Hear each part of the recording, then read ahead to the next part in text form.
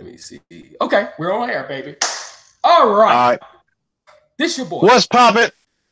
And what's dropping? What's popping? What's popping and what's dropping? This your boy. No, not Jimmy J. Smooth. This is Craig L. Smith II. Born and raised in the 773. Relocated to the 901. Put up with so much bullshit in the 256. And now I am here in the 662. Y'all know how I do. Yeah. While Jimmy J was trying to get something together, he was conversing with somebody special, if you will. I wanted to bring this intro in myself. And since I am his co-host on the Jimmy J Smooth Network, so without further ado, let me politely turn the mic over to the man, the myth, the legend, and soon and possibly Hall of Fame YouTube podcaster, Mr. Jimmy McWright, aka Jimmy J Smooth, born and raised in the 901. Now he representing the 832, and y'all asses better know how he do. What's going on, Jimmy?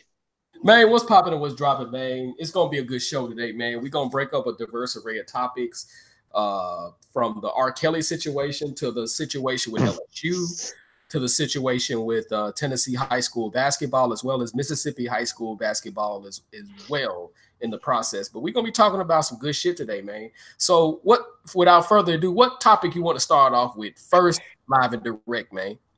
Man, well, first and foremost, man, Jimmy has to, let me apologize to my listeners, man, because Jimmy has to keep me up to date on a lot of stuff, so I kind of chime in on some things.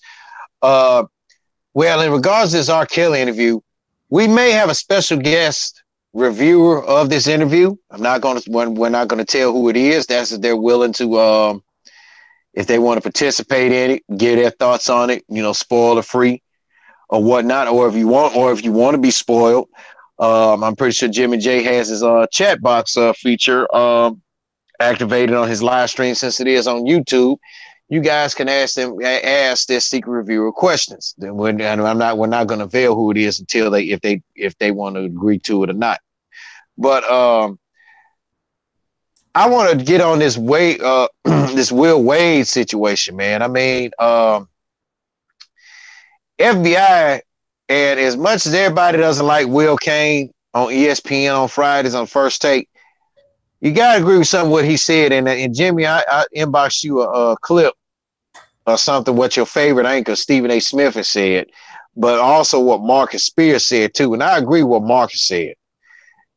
Coaches, he said, and I quote, and I'm passing this along with all coaches. I don't care if you're a football coach, especially. I don't care if you're a basketball coach, especially. And here's me saying, and I'm taking what was quoted from Marcus Spears. He said, don't call yourself an elite coach when you take a program that was 0-17 to 17-0. Exactly. And he's right, because, and even Will Cain said something about, and he made a damn good quote. He said, nothing these days gets away from the FBI. He's right. Nothing. And, all you coaches that's doing all this dirty shit, look, man, if you can't play within the rules, just because you got to have a number one recruit, and Jimmy J and Jimmy has even spoke about this, and I'm going to say it. Look, when it comes to recruiting, you need to learn it. You need to take some principles from guys like, in case in Will Wade's profession, basketball, you need to take some cues from what Coach K does. Roy Williams. Dare I put his name on the list? Well, forget him. Who else can be added on this list? Rod Barnes from Tennessee. Hold on. Rod Barnes from Tennessee. The VCU Shaka Smart. Take cues from these guys. And in football, Nick, follow standards to what practices what Nick Saban does, especially what Jim Harbaugh does. Because away from what, and I've applauded how he gets his recruits in Michigan. He was spending the night over at a recruit's house. He sells himself. Harbaugh takes selling himself beyond extreme. It's not like he wearing out his welcome. That means, look, when I come to parents' house, I want your kid to play for me. I want him to go to that next level. if he doesn't make it to that next level, I feel I don't do my job. That's what all you coaches need to have doing. And all you motherfuckers from, wait for it, ESPN be saying, oh, he's a good coach. Marcus Spears said it right then and there. You cannot take a team that was 0-17 and be 17-0 all of a sudden you're an elite coach. I felt what, and like what Will Wade even said, because I'm not saying he did it. He said that, and I quote, and I sent it to you, and I pulled up I still got my little inbox bubble that you sent. Will Wade has said, and I quote, damn, well, I just lost it right there. I don't know what the fuck. It's okay, man. But the thing is, he said in response to ESPN's opinions about what happened, he said, people do not know the whole story. They go along with the first thing that comes out. I agree to that. But, I agree. But I also feel LSU shouldn't, and then they all say, oh, he gone from LSU. Not necessarily. They got a contract out of this man. Now, the NCAA should hit him up with some sanctions. And if I was LSU, I'd keep him. This dude got a $2.5 million contract with some language full of incentives that may equal to that 2.5. So this dude will probably be making what he make a year. He'll probably, in his first year, he'll probably make double in his first year coaching than what he's supposed to be making a year, based off of the extra hustle, extra change alone. But, FBI all of a sudden cracking down and taking an interest in college sports, man, that's kind of fishy. Exactly. And what a hurt, and I'm going to say this here. We may not like the Puke Devils, but we love us some Coach K, but I would hate it like hell if the FBI decide to take crack at Coach K. That'll hurt me. I'm not even a Duke fan, but that'll hurt me. Exactly. And the thing is with LSU, man, he's been able to get some damn good recruits all the way to Louisiana, to Baton Rouge, man. Hell yeah. He's gotten guys travel all the way from California, from New York, Wisconsin, Illinois. This dude is really recruiting. So, and one is and he even tweeted on somebody from the VCU somebody from VCU, whoever coached VCU had chimed in on that shit, said, that went, we're talking about on Will Wade's suspension, said, that happened, that went awfully fast. Rolls eyes, Yeah. I mean, but like I say, if he's done something dirty and corrupt, he needs to be punished. I mean, I don't disagree with the punishment at all. He needs to be punished to the fullest extent of the law. But hopefully he doesn't have to lose his job in the process if it's not too extreme in that process as well. Right. You know what I'm saying? I mean, and really, you really don't see a good coach like him. He's 30. He'll be 37 this year, or he's already 37. I mean, if I was the LSU brass, I would just suspend him for the season, and then tell him and say, "Hey, you come on back, bro, but you're gonna be limited. You got to work what you got." Exactly. I mean, and it'll be justified as well, man, because he's a guy that went to Rupp Arena and beat Kentucky because, and LSU's only won a handful of times in Rupp Arena, Mm-hmm. So that's one of those. I mean, he's beating a Tennessee team this year. He's got some good wins on his resume. Mm-hmm. Beat Ole Miss in Oxford, a ranked Ole Miss team in Oxford. Yeah. A Kermit Davis Ole Miss team, a running and gunning Ole Miss team. Yeah, so I mean, he's doing a damn good job over there at LSU, and hopefully he doesn't have to lose his job in the process of going through this corrupt scandal, man. So we'll be posting stuff, man. So it is what it is when it comes to this. So No, man, most definitely, man. And all you coaches out there, stop, look, stop cheating. exactly. Stop Exactly. cheating. And hey, did you see that clip I sent you about the rise and fall of Florida State? Talking about with Willie Taggart. Well, with the beginning, but then it talked about where it all started. If you read some of the comments, if you go back and watch that video and read the comments, and I even chimed in with a guy who's a Florida State fan, agreed with me. It all started with Jimbo.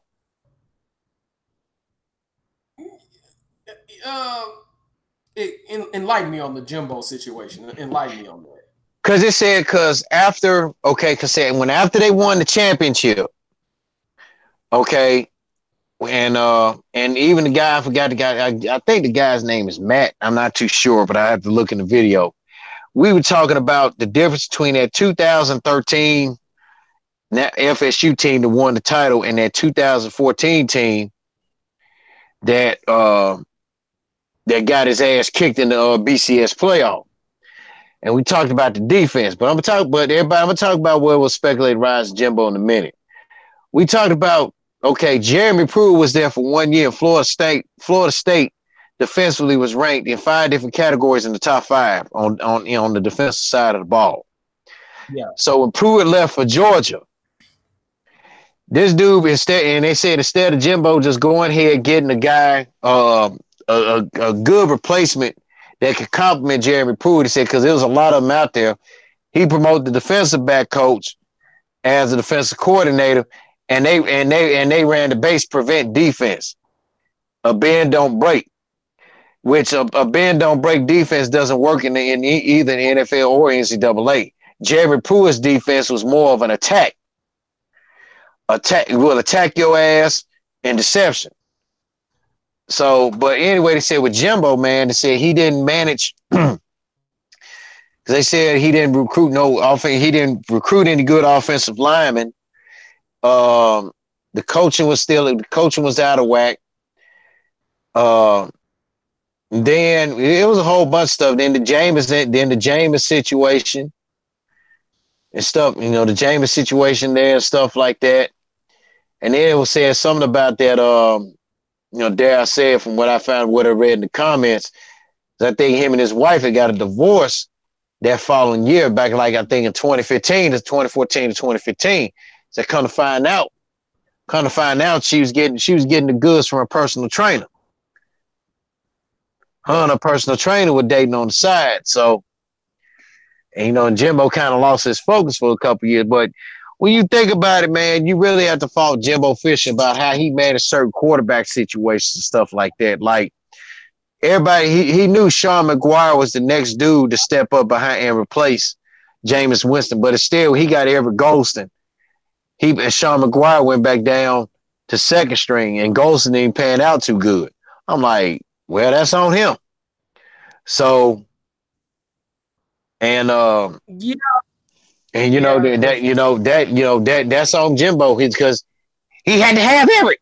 I gotta have Everett. Yeah, I mean, Everett. I think personally, Everett should have stayed at Notre Dame because I think he had it. He was doing because he took them to the national title game and he did pretty good. Now he got kicked off the team. Remember? Okay, and he was already and Brian Kelly. This wasn't a Brian Kelly issue. Brian Kelly said that was out of his hands. That was more of a school issue. Yeah, because they're a private institution. I'm thinking, okay, yeah. So he said he was more pissed off about that than anybody. Yeah. He said, but when it comes from when it comes from somebody that's above your bank account, what can you say? That's true. That's true. But I mean, Everett Golston was just not no Florida State quarterback, and is quarterback friendly as Jimbo Fisher is. Everett Golston was just not no Jimbo Fisher type quarterback. It just is what it is when it comes to that. Yep, and then the offense that he runs, he says complex. Yeah, because and it is more of a complex scheme. By the way, since you down in Texas, shout out to former North Texas offensive coordinator Graham Harrell, who is now the new offensive coordinator at USC. So congrats to him. I like what he said about the Green Bay playbook when he said he looked at that whole playbook and said he could simplify it with just 3 words, but it was a must that you need to know a paragraph. Yeah, and what's that? In the Green Bay system. Okay. He told the coaches, he said, damn, he said, I can simplify it. He said, if you pay me some money on the side, I can simplify this in an hour. Wow. But then they said they felt insulted about it, and they said it was a badge of honor that you know a whole paragraph. That's crazy, bro. I mean, that and like I said, some of these coaches, man, like football coaches and stuff like that. You know, Jimmy, I said I had to hit you up on a lot of football lingo and stuff like that. So I'm going to educate Jimmy on right quick on numbers and what the numbers mean and what it is in the personnel. Like 21. The football personnel is 21. That means 2 backs, 1 wide receiver, 1 tight end. Okay. What did I say? 21? Okay, 12. That means 2 wide receivers, 2 running backs, and 1 tight end. Right. All right. 13 is 31 is 3 wide, 1 back, and you're gonna have your tight end. 41 is 4 wide and 1 back, 1 tight end. I forgot what they said what the empty is. Somebody, I think Steve Spurrier said 5. He said he called 5s. He said his 5 wide, he just said 0. Okay, let me if it's empty, that means it's 5 wide receivers and no back in the backfield. Yeah, empty. He called it 0. He said everybody always got to simplify that shit. Steve, old ball coach, called it 0, but it's actually when you just say empty. Some people call it empty or empty hand. That means 5 wide receivers.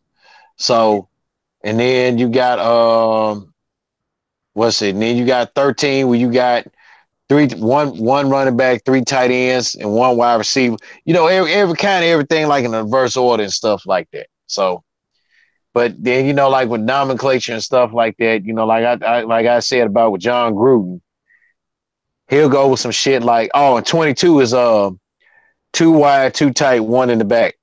Yeah. So if I was your offensive coordinator, Jimmy, and I'll say something about you tell me give me a 22 play, I'll say 22 cluster slot cross. That's it. Cluster is like a bunch formation where you had a tight end like on a slot, or you can formation like put a tight end in the inside slot and have your 2 wide receivers, you know, mix and match, whatever. That's it. Right. These little West Coast coaches go like, I want a 22 cluster all in slot flanker right down the slot flanker right zipper close choice. Right. You know, you look at me and the coach look at me crazy, quarterback look at me crazy like, dude, why don't you just say 22 cluster slot cross? Yeah. But, you know, in this day and age, coaches to teach. And, you know, and I feel sorry for Derek Carr. He got to go through this shit. And I tweeted him about that. And I think he responded to it. He was like, blank stare. So I guess it's like, I'm doing that shit now. So that, you know, that's really like all your base personnel. Like say like with 21, you know, you're gonna have 2 wide, like you say, anything like if the biggest numbers in front of the 1, that's gonna mean wide receiver. If the smallest numbers and if the biggest numbers is behind, then actually there's no 14 personnel because it's only just a 12 personnel, 12, 22. Now 23, you're gonna have 2 backs and 3 wide. So no, that's 20. That's 20. 2 wide, 2 backs, 2 back and 3 wide receivers. So that's a split back. So that's the other thing I forgot. So now you already know. So like when if somebody say, oh, they coming down to 21 pro slot, okay, they finna run 2 wide receivers. I seen some coaches took a gamble, put 2 wide receivers on the weak side and put a tight end on the strong side. Yeah, Ingenious. yeah, it is. It is, man. And yeah, man, you just have to. I mean, as an offensive coordinator, when it comes to verbiage, I mean, at least among your quarterback and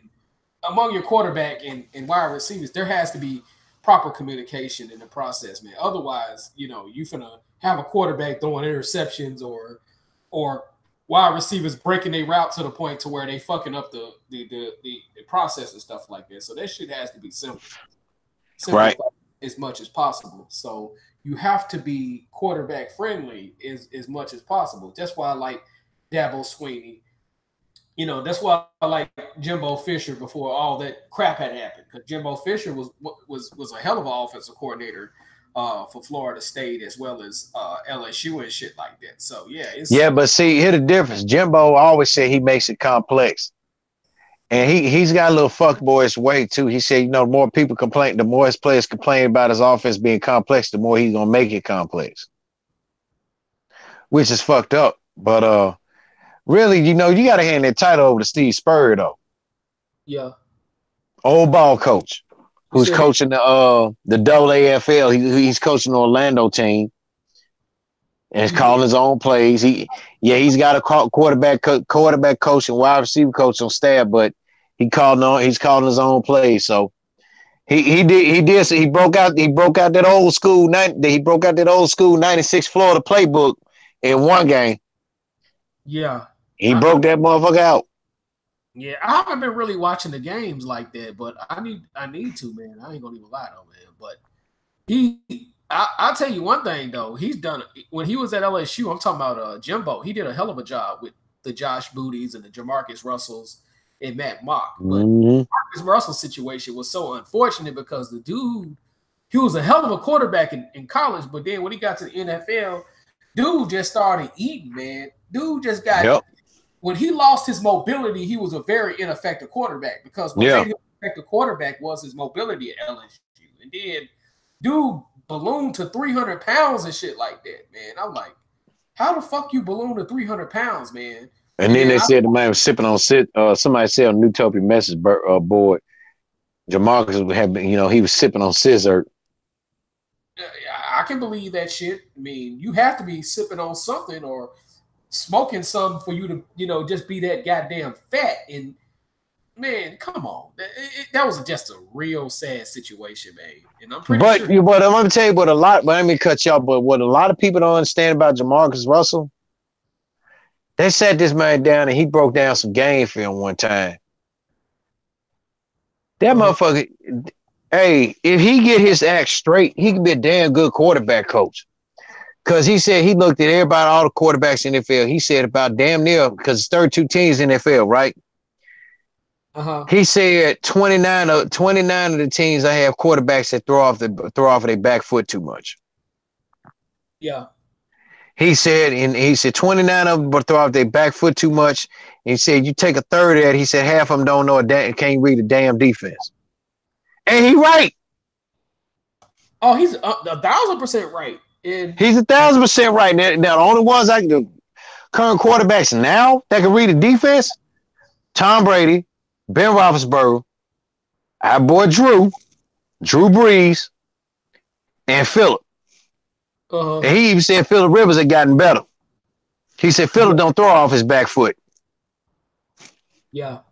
He said because you throw off your back foot, he's gonna mess around and tear something you don't want to tear back there. He right. Okay, I see. Like a lot of people.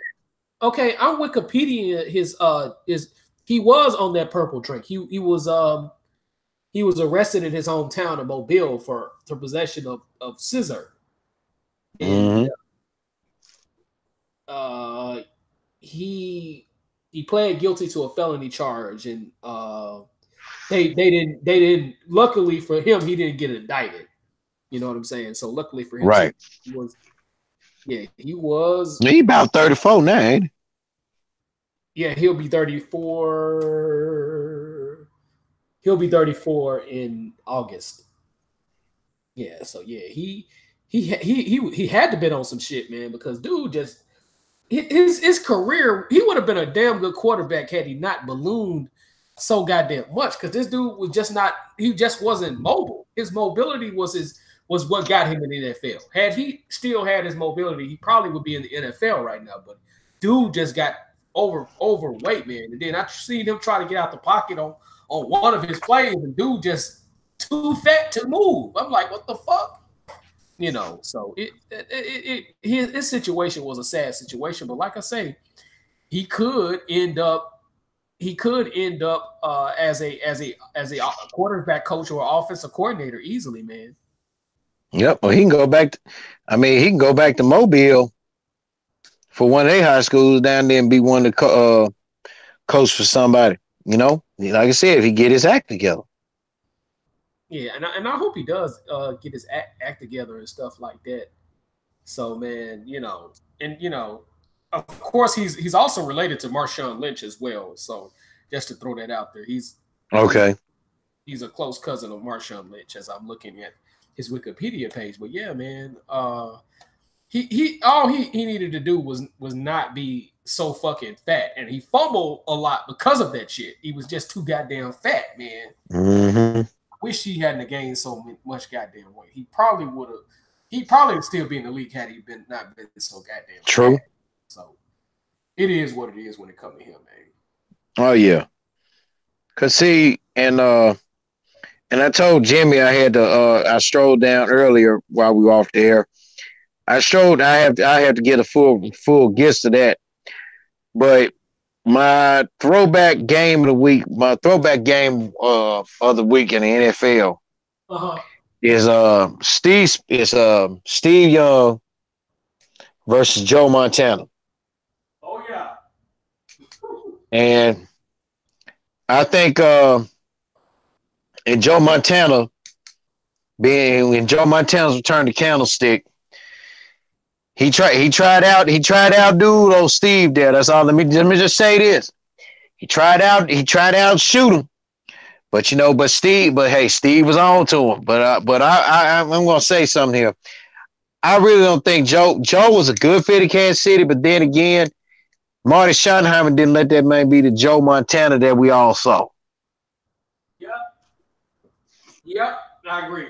And he fucked around and beat Houston in Houston during that playoff run, and which a lot of people felt that Houston team, the 92 Houston Oilers team and the 93 Houston Oilers team, those two teams could have easily won a championship had their offense not let them down. You know what I'm saying? Because the run and shoot was a blessing and a curse. The upside to it is you can score a lot of points in the run and shoot. The downside to it was the goal line situations, and when you throw the ball at the rate that they were throwing the ball at, you stop the clock a lot and you give other teams an opportunity to make comebacks and stuff. Mm-hmm. You look at historically, they have they were the victims of the three biggest comebacks in NFL history. You know what I'm saying? They were the victims of the three of the top 5 biggest comebacks in NFL history in the playoffs alone. Right. Because of that run and shoot offense. And Buddy Ryan called it the chuck and duck, which to some degree, the late Buddy Ryan had a point. But the thing was, you know what I'm saying? It had a lot of holes too, because with the 46 defense, damn, that's what he called it, the chuck and duck. But the 46 defense had holes in it too. Now, its 46 had a lot of holes in it, because if you don't get to the quarterback in 46 defense, you're wide open. Whereas with the Chicago Bears defense, with their 46 defense, which is named after one of the safeties with the Chicago Bears defense, you know better than I do. But Jeff Fenwick. Jeff Fenwick, yeah. But with the Chicago Bears 46 defense, a lot of people was not running 3 wide receivers and 4 wide receivers at that time. So shit, hold up. I said a lot. Okay, a lot. You said a lot until Miami did it. Yeah. Yeah. Now, and matter of fact, that's a throw. That's this weekend's throwback game for you to check out, Jimmy. Miami Dolphins versus the 85 Bears. Watch how Don Shula destroyed that shit. I actually already saw it. And they made it look so fucking easy. And then their running game was beneficial in that game as well because they were running a lot of draw plays against that 46 defense. The best way to kill a 46 defense in the running game is you run draw plays, or you do what the Denver Broncos did was cut defense, cut blocking, which they outlawed a lot of cut blocking in the NFL. Yeah, the zone block. Zone block. They outlawed that in the NFL.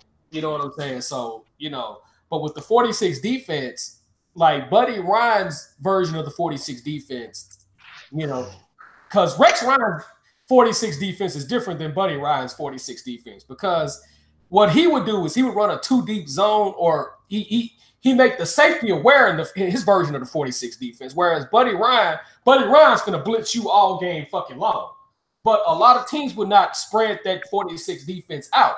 Or with Buddy Ryan's 46 defense, screens is a weakness, quick slants is a weakness, crossing routes is a weakness against them, and you spread them out and shit like that. So, but then Buddy evolved that though when he went to Philadelphia.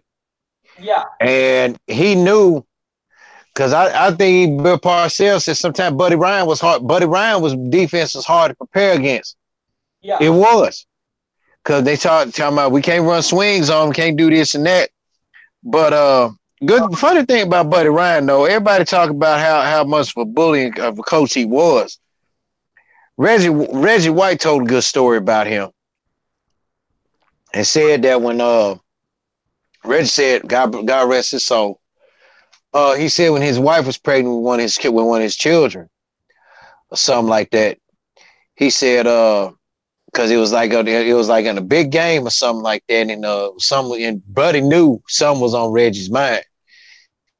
He said, and Reggie said, Buddy walked up to him and said, "Hey there, Reggie." He said, "Reverend, you okay?" He said, "Yeah."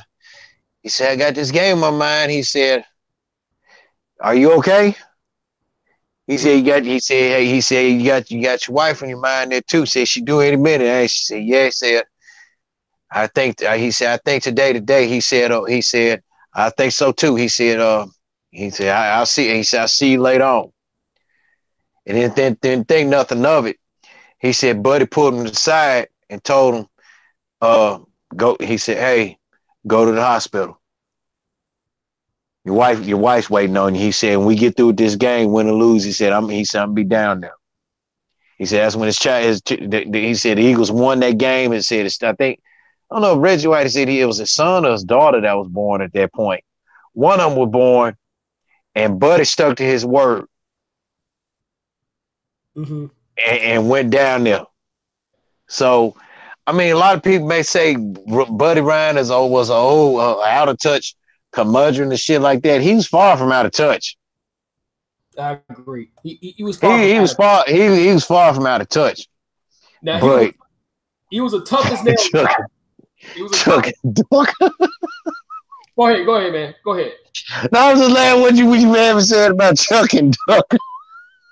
Yeah, but I'll say he was a tough as nails bastard. But I'll say this: he was an effective coach. You know what I'm saying? And he knew how to get on your nerves, because if you fucked up in the game, he'll sit your ass down real fast. Because the man sat down Mike Singletary.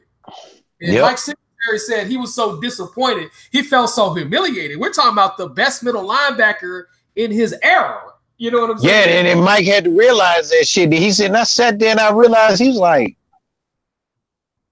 I get it. The damn second stringer middle linebacker was playing better than him. Yeah. Coach K even had to do that shit. That man one time sat down to starting 5. I forgot who Duke was playing.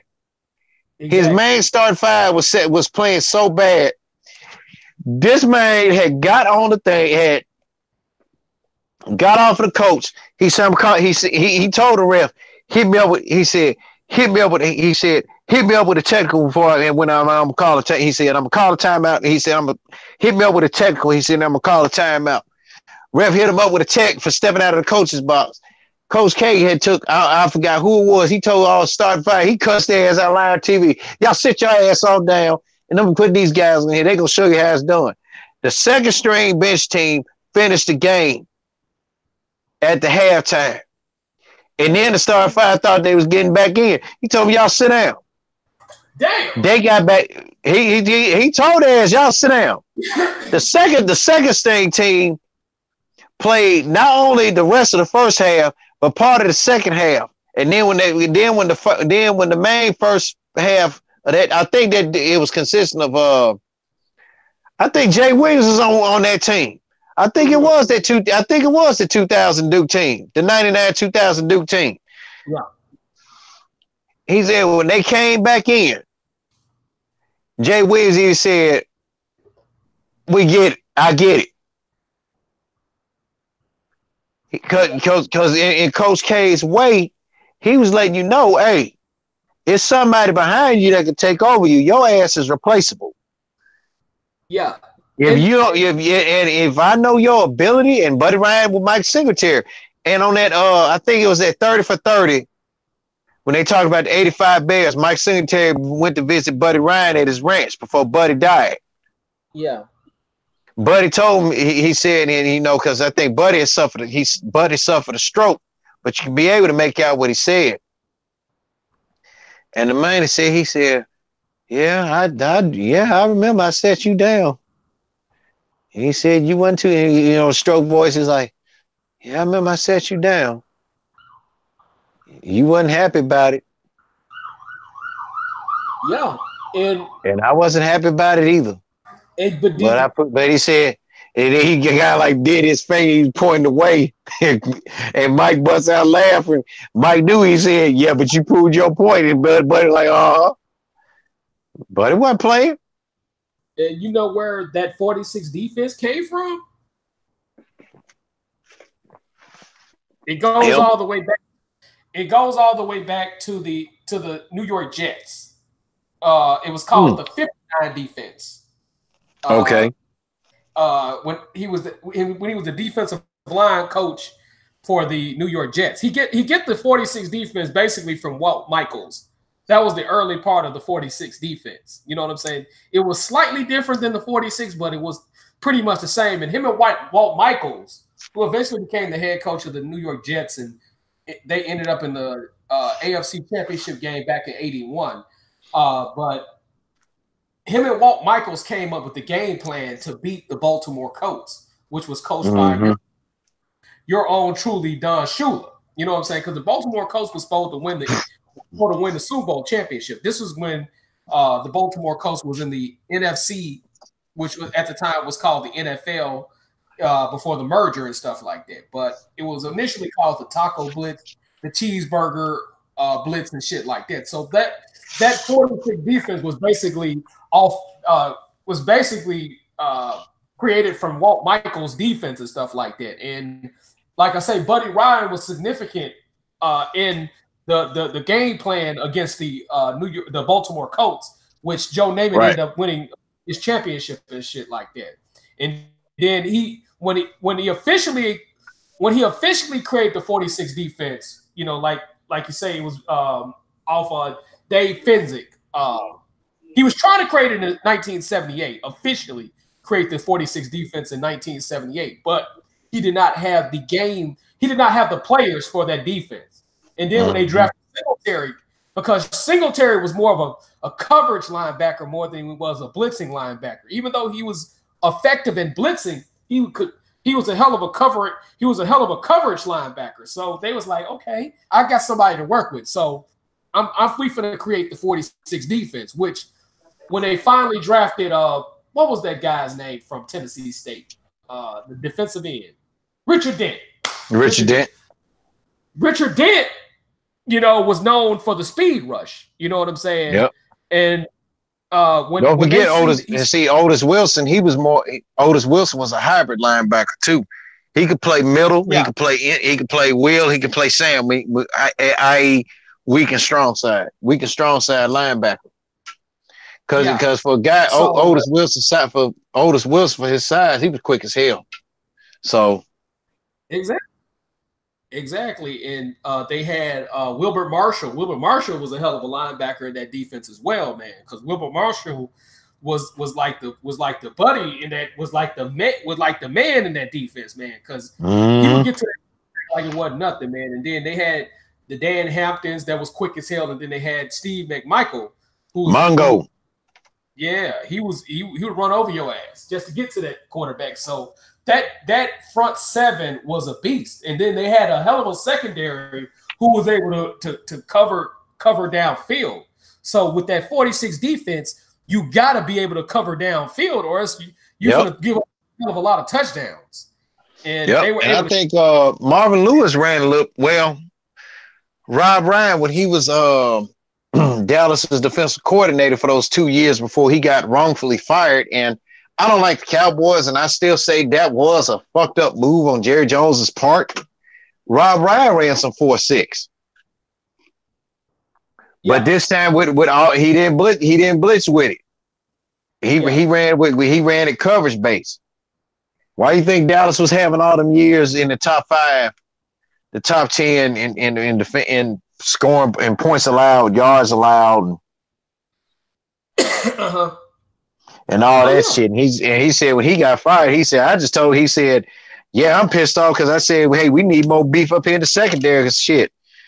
My secondary is getting burned damn near every night, but we still got the best defense. Exactly, man. So and like I say, Rex's version of the 46 is a little different because their safety they're more aware on the field in terms of safety. You know what I'm saying? They're safe. A hell of a guy. Case in point, Ed Reed. Ed Reed benefited off of Rex Ryan version of the Baltimore defense and stuff like that. And then he learned a lot of tools from Marvin Lewis as well. And the only thing he did with his version of the 46 is modified, which, they had safety help over the middle as opposed to like blitzing the safety a lot. He very rarely did that, in his version of the 3-4 defense or the 46 defense, which is a 3-4 version of the 46. But again, his version of the 46 was very effective, and it worked to perfection when they went down to the New England Patriots and beat them at their own Gillette Stadium. You know what I'm saying? So yeah, man. Buddy Ryan's defense was a beast, man. And I'll tell you, them Philadelphia teams that he had a better defense at Philadelphia, in my personal opinion. Yeah, because he had the personnel. And they always said that 90 Eagles team, that defensive team, that was basically number one in every fucking defensive category, was his best one. Exactly. Because that's was his best one. Because that's when Field Goal Fisher was the defensive coordinator, and he should have stayed defensive coordinator. Because I don't like Field Goal Fisher. Let's not get it twisted. Hey, but wait a minute. Tell you funny. Well, speaking of funny, Field Goal Fisher, he told a story about Buddy Ryan because they said something about they interviewed him about something on Buddy Ryan. They said, so the interview on 30 for 30, they said, so what happened down there in Texas? Oh, he was like, he busts out laughing. He said, well, let's just say Kevin. He said, I like Kevin. He said, I like Kevin Gilbride. He said, let's just say Kevin Gilbride decided to pick on the wrong guy that day. Because he said he was talking with Buddy Ryan about something, talking about Jeff Fisher, because Jeff Fisher was the defensive coordinator for that Oilers team in '93. Okay. Now, and I'm gonna give you a plug here, episode of the week. If you can find it on YouTube or NFL Network, whatever on demand, the '93 Houston Oilers. You're gonna find out the real story about why they were what they were that year. Okay, but he had said that he was because Buddy was telling him something, and he said because He said it was just during this day. He said whoever the Houston Oilers coach was, said Kevin Gilbride had pissed him off. He said Kevin Gilbride had pissed everybody off. He said, and Jeff said at that time, he said he wasn't in no position to say anything. He said, but he was, he said, hell, I was mad with him too, because certain offensive plays you don't call on certain defenses. And he said, and Buddy Ryan even told him. He said, it was something Buddy Ryan told me. He said, I told you he was going to blitz. You still going to drop him back. Kevin Gilbride told the man to go fuck himself. Uh-huh. And he said, told him go F himself. So Jeff thought they were just BSing around, just joking and everything, joking and jiving. Because he went over there to talk one of the defensive backs. It was talking with the defense, was going to give him a plan. He said, next thing you know, he said he heard Kevin talk shit to Buddy Ryan. Said Buddy was just standing there, just calm. He said, that look, Buddy just give behind them shades, just like whatever. Said Buddy popped the hell out that fool. And he was like, damn. And he said he didn't know who he had to restrain. He said he didn't know he had to restrain Buddy or he had to restrain Kevin. He said, I had to pull Kevin back. He said, because, and most of the guys had to pull Buddy back because Buddy just went, just looked at him and just walked away. He said, I told Kevin. He said, you don't, certain people you don't push. He said, you don't push him. Exactly. Man, it's on YouTube. He popped the shit out of him.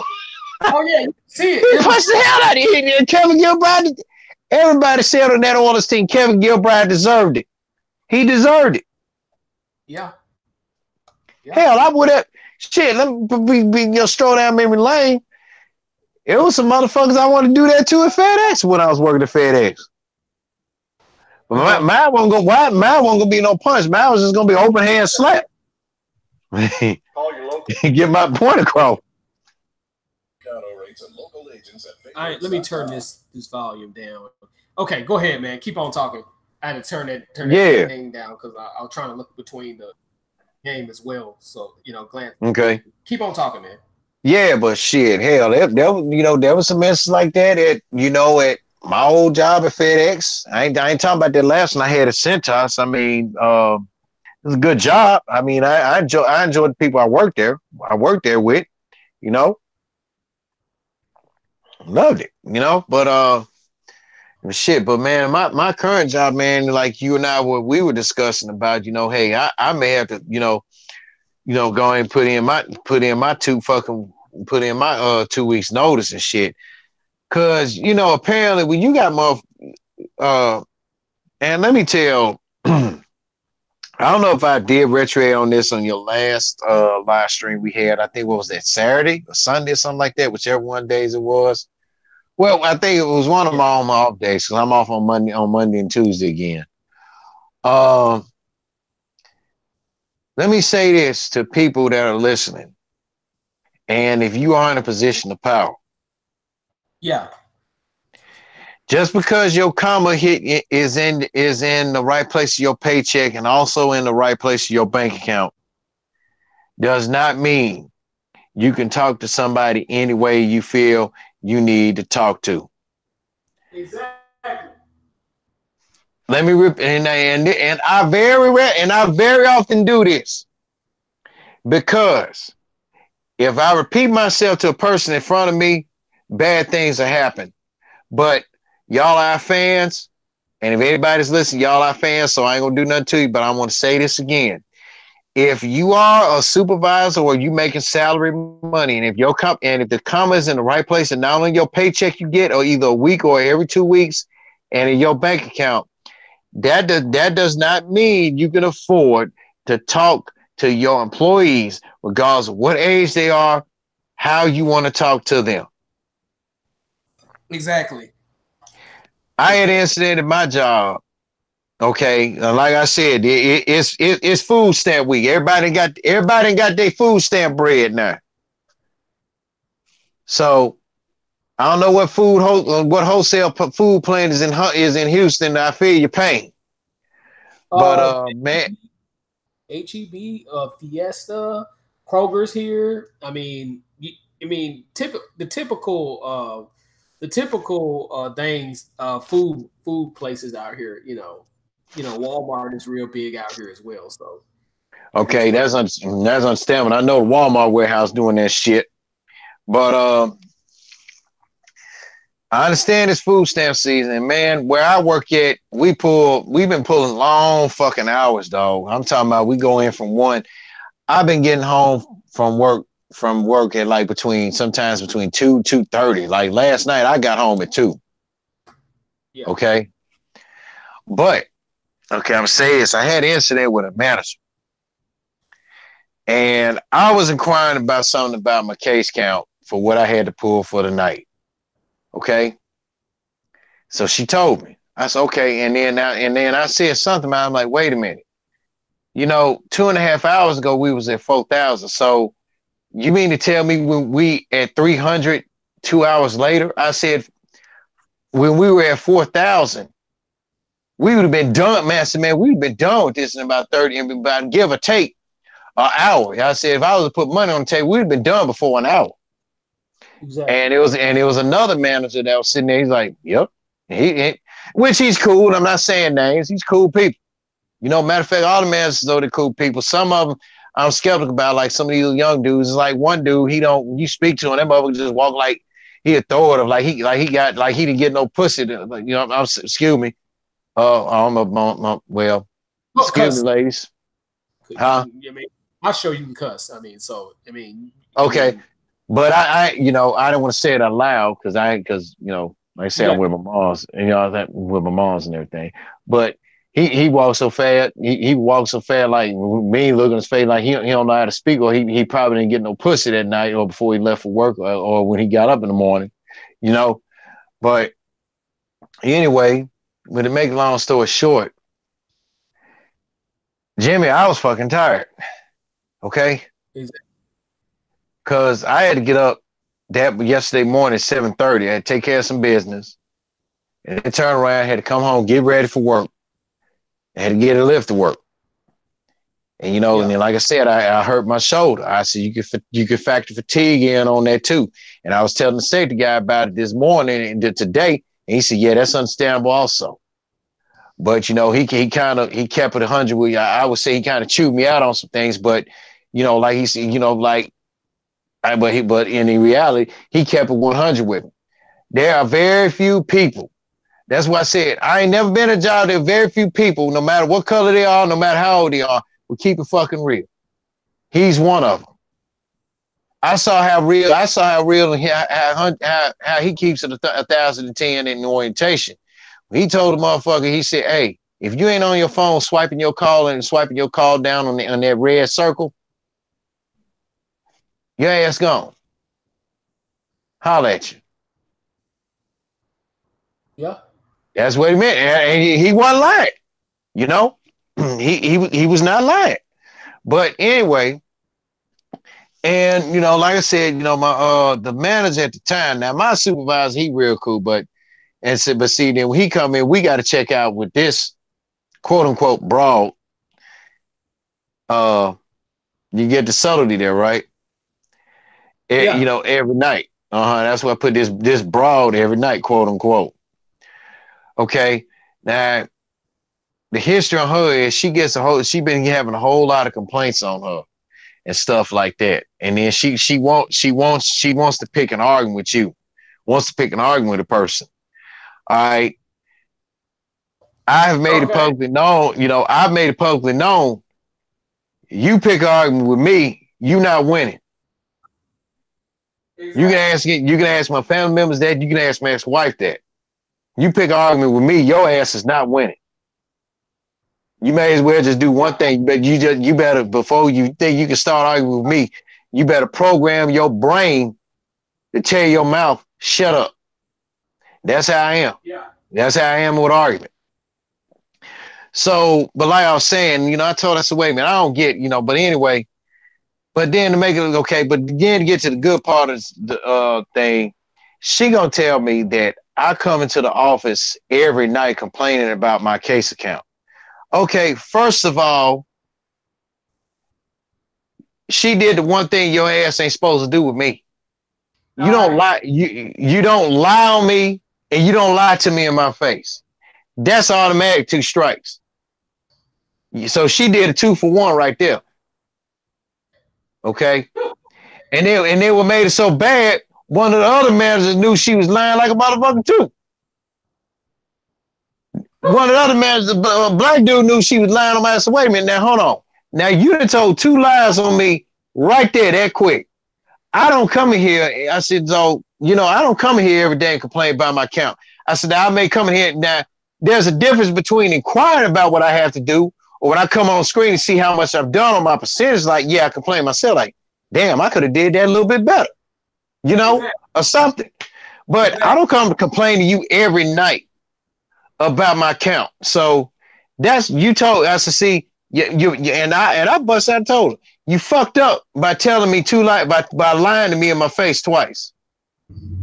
Because I'm gonna say this. If anybody know me, anybody that knows me out in the street, you lie to me to my face or on me, you lie to me in my face or whatever, you do a double whammy like she did to me in the street twice. And that's your ass. Exactly. Cause I will knock because I will knock your ass out. And then I'm just going to be lucky. And my mind was just saying like, okay, she lucky. yeah, you true enough, you in South Haven. But she lucky she not my color and ain't in South Memphis. Because she wouldn't have been the first and she wouldn't have been the last female I hit. I had to slap the shit out of her. So But then when she gonna tell me some shit talking about some get out there. I said, well, hey, I'm sleepy. I said, hey, I can't make it for the night. Oh, well, you're saying you quit? I didn't say I quit. I said I can't make it for tonight. I didn't say I was quitting the job. Well, you're telling me you quit. I said, no, I didn't. You say I ain't say it. Yes, you are. I said that come out of my mouth.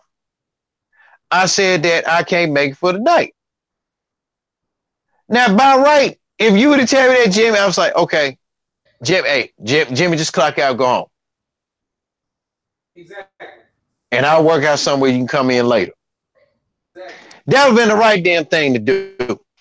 No, they all about production. They all about numbers. Hold on. Exactly. Go ahead, man. Keep going. Now, yeah, I was sipping on my little. I got some water this time, y'all. I ain't drinking no beer. That's after the show. But then when she said that, so then then you're gonna fuck around and say, you need to get out there. And the way she said it was like, well, you need to get out there and do your work and learn how to follow directions. First of all, you don't tell nobody that's 40 years old about following like you can't follow directions. No, I can follow directions, goddammit. I ain't stupid. Follow directions and walk about this motherfucker. I sure will follow directions. But man, and hey, I was telling one of my partners about it, and my mom's now we talk about it. Mom said the best thing. She said, oh, when she told you that, you should have followed, you should have directed yourself to the time clock and clocked out. I sure did. I mean, man, I said, hey, I ain't, I'll let them know. I say, hey, I'm tired of it. I'm gonna let them know I'm tired of that shit. You gonna talk to me in kind of way like I'm stupid, like I'm a child, which you can't follow direct. No, if I couldn't follow directions, I wouldn't have graduated high school 23 years ago. I wouldn't have went to the military. I wouldn't have served in the military for 6 years and been a veteran for 16. And I wouldn't have graduated college 2 years ago. And I wouldn't have worked at one job for 14 years. Exactly. So apparently, I know how to follow directions. It's just the fact y'all asses don't know how to talk to no damn body. And I say, now I'll say this, it's a different story out there when you talk to me because I've been filling out a report. Hold on. Okay. Yeah. Cause it's been like, been a whole different ball game out in the street. But let me just say this: you just can't talk to nobody in your kind of way. But then after the fact, oh, and then by the way, the broad, well, I'm just gonna say what you call it is what she is. The Butch boy told the other supervisor to shut up. He wanted to kick her ass for that shit. You don't tell another grown man. You don't tell no grown man that's old enough to be your father to shut up. Exactly. I don't care if he's your peer or not. I even told the Rampage. I said, you know, one guy. You gonna talk about you need to shut your ass up? I said, no, I don't. I said, dude, you don't get paid. Tell me the motherfucker shut up. I said, but if you want me to shut up, come on, whoop my ass. Come on, whoop my ass. I said, because you ain't gonna win. He couldn't say nothing. Exactly. But then when I found out today for one of my co-workers and stuff like that, the other supervisor was saying because said that they both discussed and said she was in the wrong for talking like that. Because he had made her so mad he had to walk out the office.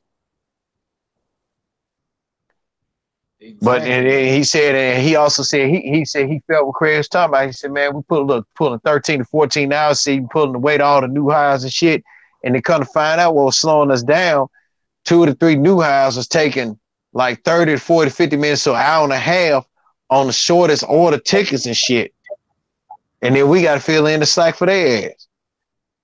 And see, that's what she didn't get. And that's what I hate, dude. I hate when I have to do a ticket and it takes forever in a day to do a fucking ticket. That's like that chaps my ass. Now, if they tell you something like, Jimmy, we need 207 pieces done in 40 minutes. Okay. Well, as long as them bitches ain't heavy, we can get it done. But if them bitches, because I work in sheet metal, and if them bitches is heavy as hell, then you're gonna have a problem. I'm gonna just be keeping 1,010 though. So yeah. So it is what it is when it comes to that. Yeah. Yep. Yeah, hey man, enlighten me on this. I've been out, I kind of been out of the loop. I've been out of the loop on a lot of things lately, but in regards to this, but enlighten me on this Michael Jackson situation. Okay, there is a individual by the name of Wade Robinson. Who had a history of spending the night at Michael Jackson's house and who had a serious relationship with his niece, Brandy Jackson, who was in Tariq Nasheed is a radio shout out to Tariq and Bree and Layla, as well as Brandy Jackson. But Wade Robinson had been performing with Michael Jackson as well as been on stage with Michael Jackson for many years.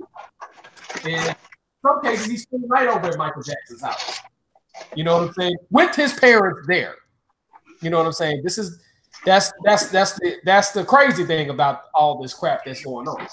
Well, Wade Robinson, ever since the Jackson estate told him he couldn't do the Circus Olay show with Michael Jackson, all of a sudden, after many years of denying Michael Jackson ever did anything to him, and this kid even testified in court under oath saying Michael Jackson never did anything to him. After being rejected for the Circus Olay thing, all of a sudden Michael Jackson molested him. Now, they also did a documentary called Leaving Neverland. Leaving Neverland, produced by Oprah Winfrey. Basically, may as well say produced. Okay, yeah. Now I did see some things on that, but I didn't bother clicking on it because well, she did co-sign it. I will say this: Oprah Winfrey did co-sign Leaving Neverland. She did co-sign it, and you may as well say produced it by Oprah Winfrey. You may as well say that, but she gave them a platform to speak and everything else. So they had a documentary, and there's another individual on there talking about Michael Jackson did this to me, did stuff to me and stuff like that. Now, pump your brakes for a second before we go any further. When the first child abuse allegation came out in 1993, the FBI had went through Michael Jackson's surveillance video because this man has hundreds of cameras inside Neverland. They went through all his belongings. They even checked the dude's penis as well. Yes, they humiliated him. Now I remember that video. They said they even took pictures of me. They even took pictures of my penis. Exactly, they did. This is indisputable fact. You can't even dispute that. They you know, and they found nothing. The FBI. This is the FBI as well as LA County law enforcement that found nothing on Michael Jackson. Fast forward to the other child abuse allegation. Same thing, nothing was found. As a matter of fact, multiple celebrities, including Jay Leno, Macaulay Culkin, to name a few, testified in favor of Michael Jackson, found nothing. They found nothing. You know what I'm saying? So the fact that Wade Robinson is all of a sudden coming out about this, because he's feeling butthurt. He's so butthurt about that Circus Olay show. And let me tell you this: this dude should be in jail for perjury. Wade Robinson. Oh hell yeah! I was about to say that. Yeah, when you lie on the oath, basically, and also people lying when you lying on the oath is code for. When you lied on the good book of the Lord, yeah, you deserve to go to jail. Yeah, but nobody is calling that out. Nobody is trying to prosecute this kid for lying, for doing a documentary, for basically being a perjury fucker. That's basically what the hell Wade Robinson is. Now, the good thing about this Leaving Neverland, now the first night it had 1 million subscribers. Tuning on HBO out of 10, 20 million people that subscribe to HBO. The second night, it flopped. It flopped tremendously. It dropped down to 927,000 people. So the Leaving Neverland broadcast was a flop by definition, based on subscribers and stuff like that. It was a flop. And that's a good thing, because when people blatantly lie after the FBI investigated Michael Jackson, and they investigated Michael for like 10 years. They were spying on Michael Jackson for 10 years. After he got those Beatles catalog, the FBI had files on Michael Jackson simply because he bought the Beatles catalog, in which Paul McCartney has told a gang of lies about Michael Jackson's situation. You know what I'm saying? Because you don't know the whole truth about that as well. You know what I'm saying? And I'll get to that on another show. Yeah, but on a subtle note, I'll let you continue. Don't be surprised Paul McCartney's names pop up in the news too. But continue. But they've had an FBI file on Michael Jackson since he bought the Beatles catalog. And they really was looking after him when he merged the ATV catalog with Sony, because when he bought the Sony catalog, or merged the Sony catalog, number one, he went to Japan and got that catalog from the Sony family anyway. And number two, he ended up owning practically every artist in the fucking industry, because only Universal had a bigger catalog than the Sony catalog. But more people was on that Sony catalog. You know what I'm saying? And it's pretty much a more valuable catalog, because you know, you have people from Boyz II Men, Babyface. That's the name of few on the Sony catalog. Elvis Presley. Your longest running number one hits on the Billboard Hot 100 is on the Sony catalog. So the value of that catalog is more valuable than the Universal catalog. Even though they have more people that have publishing rights on the Universal catalog, the Sony catalog is a lot more valuable, if you're following me. So the FBI was investigating Michael Jackson all those years and stuff like that.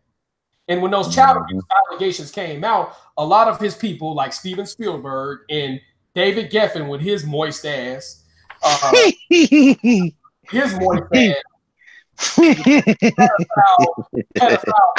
alleged pedophile ass. I'm gonna say that because but he is linked to pedophiles, particularly Mark Collins rectum, as I call that motherfucker. And do your research on that motherfucker as well. Okay. But anyway, a lot of his Jewish friends had stopped fucking with Michael Jackson. A lot of his Jewish friends stopped fucking with Michael Jackson. But the thing is, these allegations is bullshit, because again, the FBI thoroughly investigated this man's house. They investigated surveillance footage. They investigated paintings. People spreading rumors about he had pedophilia in his child pornography in his house. If they had found child pornography in that man's house, he would have been locked up for life. I don't give a fuck how many catalogs this nigga owned. He wouldn't have got out of that shit. It was just too many people around, and for anybody to say Michael Jackson's a pedophile, they're full of shit, because there were parents sleeping in this man's bedroom, and people. And I compared, and I told my roommate, I call him T-Mart, I call him a nigga nerd, but his bedroom is big, is probably as big as the three other apartment complex to the right of me. You know what I'm saying? That's how big his bedroom is in. And Michael Jackson has always slept on the floor. This is witness testimony. This is not me talking. This is what witness testified to. This is what Macaulay Culkin testified to. He always slept on the floor. And when a man sleeps on the floor with a whole bunch of family, that is a protection mechanism. That is a protection mechanism. The parents or the kids usually slept on Michael Jackson's bed. And Michael Jackson's bed is big as shit. So I believe it. So anybody who says Michael Jackson is a pedophile, you're lying your motherfucking ass off. Because there is no way a dude's gonna get away with this much shit and the FBI not track it down. You know what I'm saying? Which brings me to this particular subject, the R. Kelly situation. Okay, hold that thought. I want you to let me see if my special guest reviewer that Gayle King interview wants to come on. But while I'm convincing, I see if they want to join us. Fill them in on some football. Wow, this March. Fill them in on some high school basketball scores for all our Tennessee and Mississippi listeners.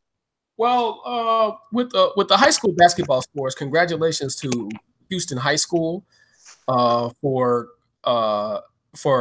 making it to the state championship game. They beat 3-time defending champion Riverdale in overtime, double overtime. They won by 8 points. I think it was 80-72.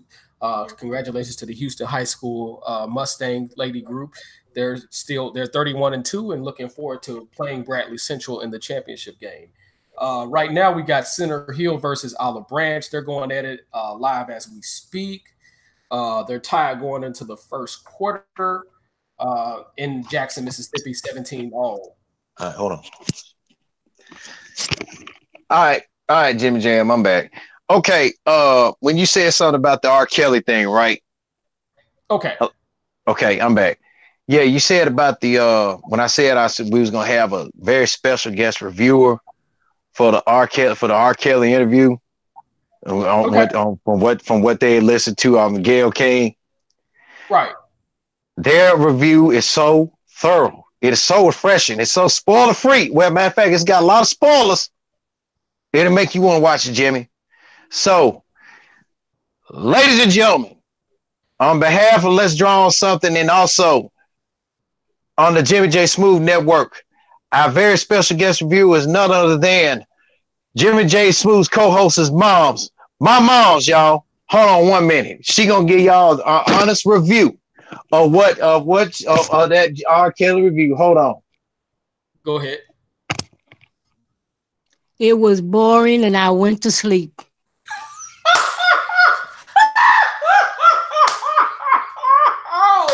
Oh my goodness. Was it really like that? Oh my God. I got tired of hearing the same stuff over and over and over. It was boring. And I went to sleep. So my question is this. Do you think he should be locked up? Yep. I agree. On I'm all totally counts. On all counts. I agree. I totally agree with you. But yet and still he's saying this not letting him have a relationship with his children. He should have thought about that when he started getting involved with the first 14-year-old. And that first 14-year-old was Aaliyah.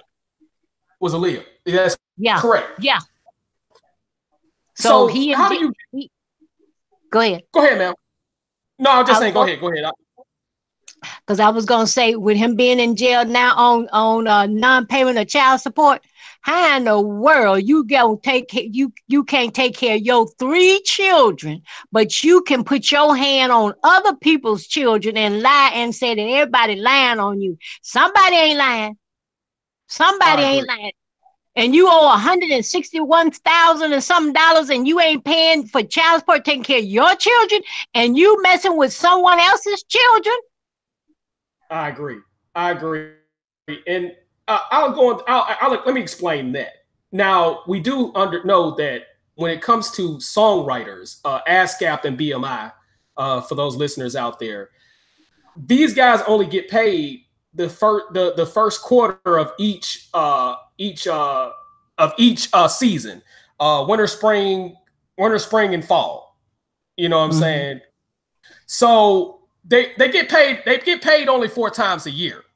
So it is very well possible for somebody like him to be broke, because once that quarterly money runs out, then in his case, he's been having, his net worth went from $156 million to right now, according to CelebrityNetworth.com, to simply $1 million.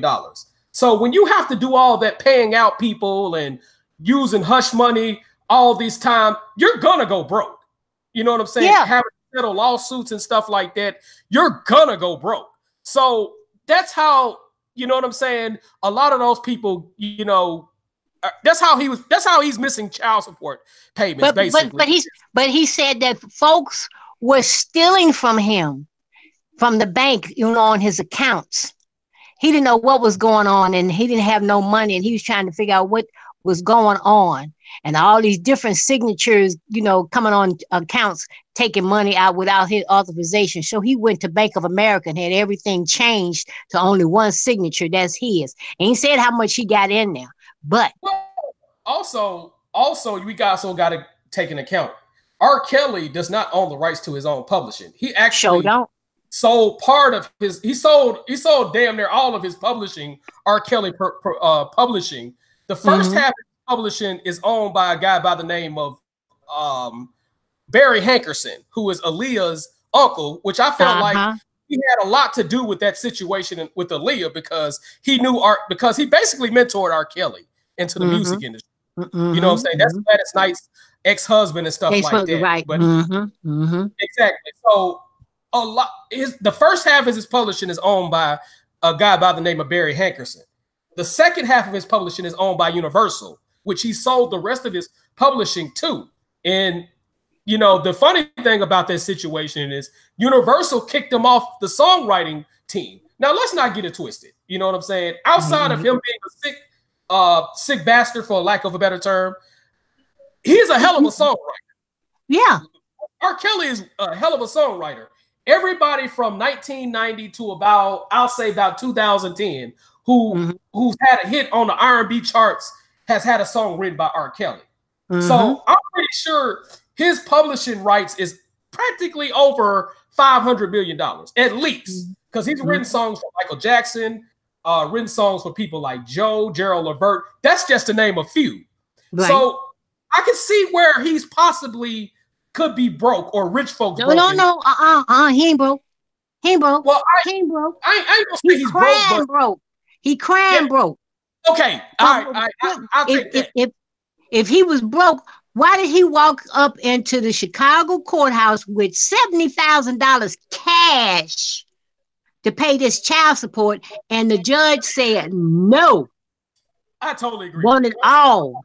You know better than I do, because I didn't see all that in particular, but I like my neighbor always said, there's a difference between poor folks poor and rich folks broke. There's a difference between the two. Rich folks broke. Yeah. I'm not saying he's broke, Right. He gets, yeah, because he's sitting in jail tonight and this weekend.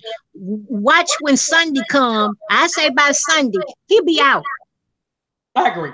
I totally agree. He'll be out. And somebody gonna come up with some money somewhere that he gonna tell him where to go get that money. Oh yeah, most definitely. I don't think he completely in the hole, but I'll say it's slowly running out. I should say, because go ahead. He got one foot on the banana peel and the other one falling behind. I'm in agreement with that. But what I will say this, based on what I'm listening to with the girls, because I didn't respect the way Gayle King interviewed the girls, trying to get all in this girl's business. Right. I will say this, because when you're doing an interview with anybody, regardless of how you feel about anybody, there's a level of respect you should give the person you're interviewing. That's right. Respect. That's right. That's right. You know what I'm saying? So, and she's getting dragged on Twitter. People on Twitter is like dragging Gayle King as well as Oprah, and that's because of the Michael Jackson situation on Oprah's end. But with her, when she was talking to R. Kelly and she was trying to stay calm and everything, and she was letting him know you can't just do this, that, up. But we just said the right word, respect, right? Yeah, right. Respect. You have to respect. You have to respect. Now she got to remember, hey, the way she did those young ladies, she didn't give them no type of respect, and with R. Kelly, he didn't get no respect. Exactly. And I can understand to a certain degree, even though I don't agree with it. I can understand you crapping on R. Kelly as an interview. Right. You're going to give a guy respect. Let's not get it twisted. My issue is with the girls. The girls should have gotten you let them talk. Let those girls talk because they know exactly what was going on and they were victims. Exactly. And he wasn't the victim. They were the victims. Exactly. Which brings me to my point. Do you feel like the parents should have some type of responsibility in this based on, because from what I understand, the father was talking about he has text messages talking about that he got text messages of R. Kelly having sex with their underage daughter. Now, me personally, if you had a text message like that before this even came out in the open, you should have took that right on to the police. Exactly. And got your daughter out of there. Exactly. And all those other girls too, out of there. Exactly. Because me personally, me and my brothers, you know what I'm saying? Which I'm closer to my oldest brother, John, which Craig knows my oldest brother, John, but me and my brothers, how many of my dad does have, if something like that occurred with any of my nieces, because I have 3 nieces, 3 nieces and a nephew, a newly born nephew. We gonna go down there and we finna stump R. Kelly out. I don't give a damn. Okay, there you go. How much money this dude got? We finna go stump this dude out. If she underage, she don't have that 1-8 on her name under her ID, it's gonna be a problem. Now, when she get 18, you grown, you do it right. Do what you want to do. That's right. But if you're 17, if it ain't your 18th birthday, don't touch that. You don't. And this goes for anybody listening out there. If any of my nieces is underage, you don't touch that. You don't touch that. Because me and my brothers is gonna stump you out. It's gonna be a problem, and you might get one of our uncles gonna stump you out. There you go. For real. Exactly. So for the fact that this man, had carried text messages for that many years of his underage daughters, I feel like he needs to be held and responsible in that situation. How do you feel about it? You're right. Somebody got to step up to the plate and be responsible, because if you knew this was going on and you didn't step in to do anything, you just as guilty as R. Kelly. Exactly. Totally agree with that. I totally agree with that, man. And like I say, and that's your daughter, and you her father, and you. Oh no. Exactly. And not unless if he was getting a little of that chang, of R. Kelly. See, that's another thing we don't. They keep hitting it, and they saying, no, we didn't receive no money. Okay, okay. Why is your daughter there? Exactly. You can go get your daughter. She's your daughter. She don't have no legal name Kelly on her. She wasn't married to him, ain't married to him. That's your daughter. Exactly. Here's another factor as well. These guys' excuse of R. Kelly, of them letting R. Kelly deal with their daughters. Well, we're trying to get them a singing deal or some stuff like that. They were talking about make them songs. I'm like, you bring a grown woman to R. Kelly. You don't bring no underage. We've been knowing about R. Kelly being a pedophile. I'm talking about the general public since 1994, 95. That's right. You know, that's right. Chicago, people in Chicago been knowing about this dude being a all along. Showing up. Let me interject on this, y'all.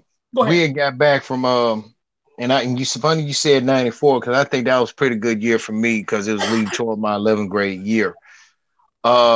It really what R. Kelly really had made a lot of news because he married and impregnated Aaliyah. Mm-hmm. Okay, it made big shout out by the way to Stan Bell. It made the Stan Bell Star Scoop on this. Yep. And I was like, what? You know, and a lot of people thought at my age, hey, 15 years old, you know, you ain't supposed to know a lot of stuff. You know, like the old adage is, and you know, Mom, she said from afar listening, you know, a child's supposed to stay in the place. Well, hey, sometime that those ways is out right now. And I figured out, like, okay, ain't R. Kelly like 28? And I'm like, that is illegal. And when my pops was alive, he's like, and excuse me for saying it, Mom, if you listening, since you listening on the other end, he said, and I quote, "That's a sick motherfucker." Yeah, because he would have went if it had been one of my nieces or cousins, he would have went looking for him, and he wasn't gonna stop until he found him. That's that Navy SEAL. And that would have been it. He was gonna find him. Because once he found him, that was it. Exactly. That's it. Because you messing with 13, 14, they're babies. They still babies. And from what I understand, and I'm not trying to, from allegedly, you know what I'm saying, for legal reasons. Mm-hmm. I've heard people from Chicago saying this dude was hanging around school. Yeah, I heard that too. We're talking about way before Aaliyah. But when he was writing songs for gospel artists and stuff like that, because a lot of people don't know, for viewers out there, R. Kelly started out as a songwriter. You know, I can't tell you off the top of my head. You have to go to Wikipedia. If you look at all the artists he written for, he started out as a songwriter. And then Barry Hankerson mentored him into the industry and stuff like that. And, you know, he was pretty one of the people that screwed him over and stuff like that. Before he came out with Born in the 90s back in 1991, he was writing songs for a host of people. And then he ended up with his own record deal at Jive Records and stuff like that. This is before R. Kelly Records came out around like 97, 98 and stuff like that. And then that went to shreds and stuff like that. So he started out as a songwriter. So during his songwriting days, people was talking about this dude was hanging out at schools back then. You know what I'm saying? So that's not a shock. It shouldn't be a shock to anybody. You know what I'm saying? That he's messing with little girls. That's right.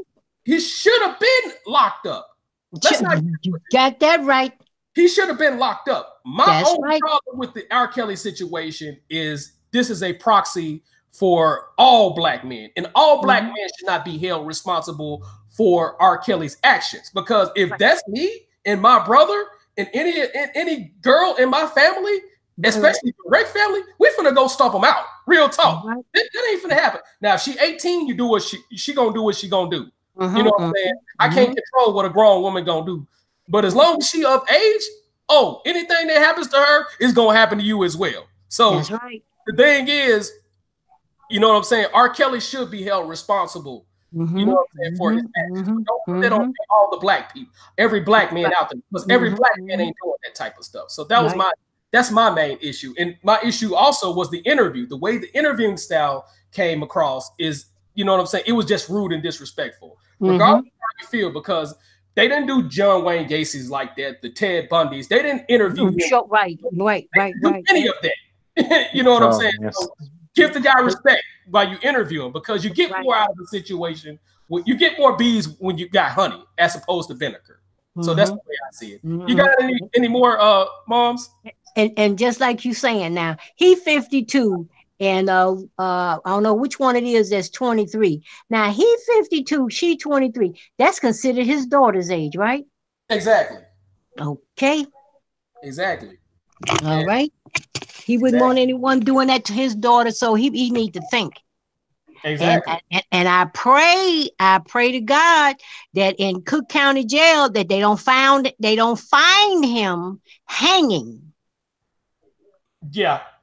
Yeah, I hope not either as well. You know what I'm saying? And a lot of this stemmed from his sister, because from what I understand, his sister molested him as a child, as well as his brother as well. But that doesn't give you an excuse to do the same thing to other kids. Right. That's right. You know what I'm saying? Because I have a lot of my family members. I'm talking about female family members.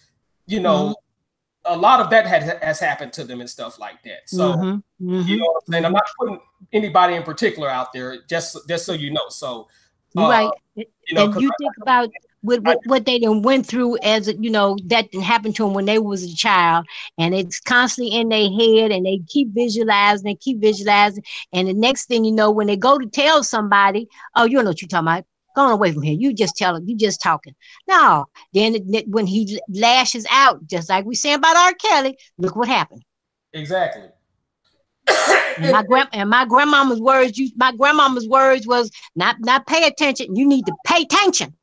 Exactly. When these kids tell you something about somebody's touching them inappropriately or said something to me, pay attention. Not pay attention. Pay attention. Pay attention to these babies. Because it's too much going on now. And I told all my nieces and nephews straight up, I'm like, hey, if you got anything you want to tell me, don't talk to me. That's right. And we need more. And I've said this before on another show that, the aunties and uncles should help raise the kids. Even if we're far away, it don't matter, because I'm about at least 11 hours from my oldest niece and my youngest nephew, and I'm probably like 8 hours away from the Memphis metropolitan area, because I stay in Houston, Texas. And I told all of them, hey, if you need to talk to me about anything, don't be afraid to talk to me. That's right. I'm gonna sit down and listen, because I need to know such stuff.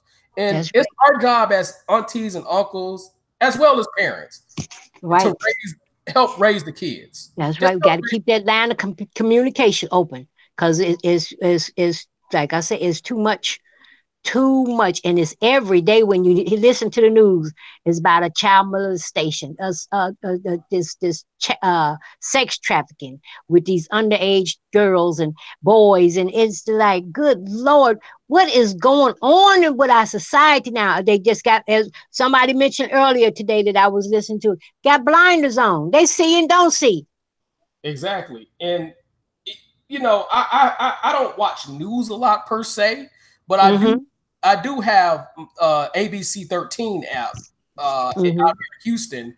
I do have that app, and every other day I hear about somebody's sexual abuse or something. Right.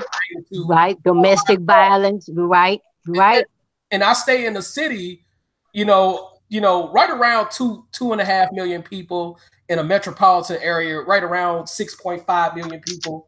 So I'm probably like in the seventh largest metropolitan area, fourth largest city in the United States. So, and I hear about this all the time out here in Texas. You're right. And it's on the news every day. In the morning, every day. And it's crazy out here. So it is crazy. And that's why. Go ahead. We got to keep our eyes on our babies no matter what. And just like these as they are, these perverts, the girls and boys waiting at the school bus, waiting for the school bus, somebody riding around, trying to see, what The bus ain't coming. Well, okay, let me ride up on here, and then they exposing themselves and all of it. And then if a child is walking home or walking to the bus to get to school by themselves, there's a car rolling down, and all of a sudden, oh, come on, I'll give you a ride. No, keep on walking. Then next thing you know, then pull it out a knife or gun. Then she running for her life, screaming for help. Exactly. Exactly. So we definitely need to watch these kids and yes, watch our female members of the family as well. Yes, as well. That's right. Look out for them. Right. Yes, because it's getting sick. This world is getting sick. I agree. It's been sick all along, but now it's getting sicker. Exactly. Yes. Is there anything else you wanted to mention before you get off? No, that was it. But like I said, after hearing, about the interview and everything, all the last couple of days, and you keep hearing the same thing over and over and over. And I wanted to catch the full interview, but I did see some of it, and then all of a sudden I drifted off to sleep. And when I woke up, I'm like, what happened? Okay. But it mostly was pertaining to what was already been said. And I did catch the part about the young lady's dad, because they asked him the question, asked him how old was he? He's 45. The girl's father is 45. And asked him, did he receive any money from Art Kelly? He said no. He asked, did he give Art Kelly any money? Did he take her to the concert? Did he take her backstage? Did he put her up on stage with Art, to be up there with Art Kelly? And he was saying no. I just know that's a lie on his end, because he pimped his daughter. That's basically what. That's right. He exploited and he pimped his daughter. Right. And now daughter is brainwashed because of their predatory ways, and he should be held responsible, just That's like should be. So it is. And just like we said, when he saw that text, that very first text about what was going on, that's when he should have made his move to go get his daughter. Exactly. If he had to take the FBI SWAT team, don't matter. Go get your daughter from this pervert. Exactly. Yes. Yes, ma'am. Yes, ma'am. So if you don't have anything else, ma'am, it was an honor talking. Same here. Here. So, you come back on anytime you sure please, ma'am. So surely appreciate you. All right. You're very welcome. Take care. Have a good evening here. All right. You too, ma'am. Appreciate you. All right. You're welcome. Bye-bye. All right, man. I'm back. Yeah. Yeah, man. See, and ladies and gentlemen, and that was Jimmy J. Smooth and myself surprise. Not only our reviewer for this R. Kelly interview, but our surprise guest, because see, she happened, and Jimmy McBride has the right to call her moms because she's a parent. Exactly. Okay. She's a parent. She's my mother. She's my mother. All right. I'm not no mama's boy. All that putting on the show, so don't get it twisted. But I'm just letting all the listeners know. But we just gave you all a mother's perspective of how she feels about all this shit. Mama, and I'm gonna say it here. My mom, I'm going to tell my mom's age. My mom's 66 years old. She's been blind ever since I was born, for when I came into this world. Okay, it didn't hit full on until as she got older. Right. All right. She may not be blind, but she got even the blind has ears. Exactly. Even the deaf has eyes. Exactly. Even the mute has eyes and ears and hands. Exactly. They can write. And what she just gave y'all people is just a whole perspective of what goes on. And Jimmy, let me add on one little thing here when you said something about the R. Kelly thing about him waiting at schools and shit like that. Let me tell you something. Especially when I was growing up, I don't know how it was. I'm pretty sure it was like that in Oak Haven, where you graduated from. But when I was at Southside, 215 2:15 the bell rang. Older niggas was posted up every day at that damn school. I bullshit you not. Exactly. So, and in a subtle way, my mom's and I, and along with Jimmy J. Smooth and like the three of us, myself, is basically telling y'all, look, y'all need to keep an eye on y'all children, no matter how old they are. Exactly. Girl be walking, a girl be walking down South Memphis right now. Just and I bullshit you not. A girl in South Memphis can be walking down right now,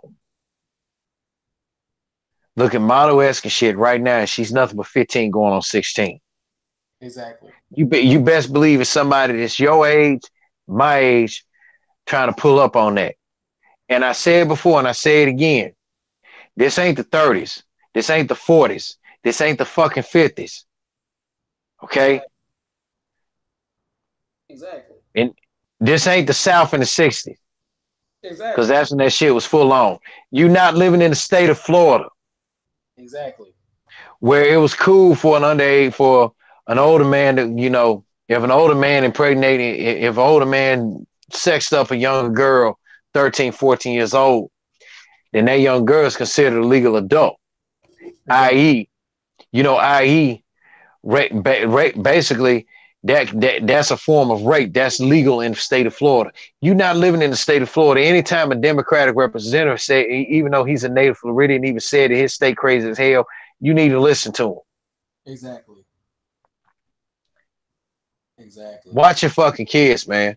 And like I said, when I went to Southside, that shit was fucking ridiculous, dog. Exactly. Folks going, guys pulling up and tricked out them old school, them box Bonnevilles and box Chevys and shit with rims, Nouveau Phase, gold teeth in their hair, and all that other gold teeth in their hair, gold teeth in their mouth. My bad. And all the other shit, trying to impress some of these little young ass girls and shit.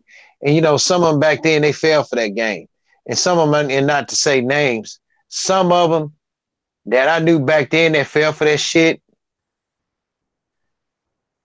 Think of that old whisper song. Look it up, y'all. Lost and Turned Out. Exactly. Because the Whispers told a story about the guy that wrote that song had lost his niece to a pimp. Exactly. Exactly.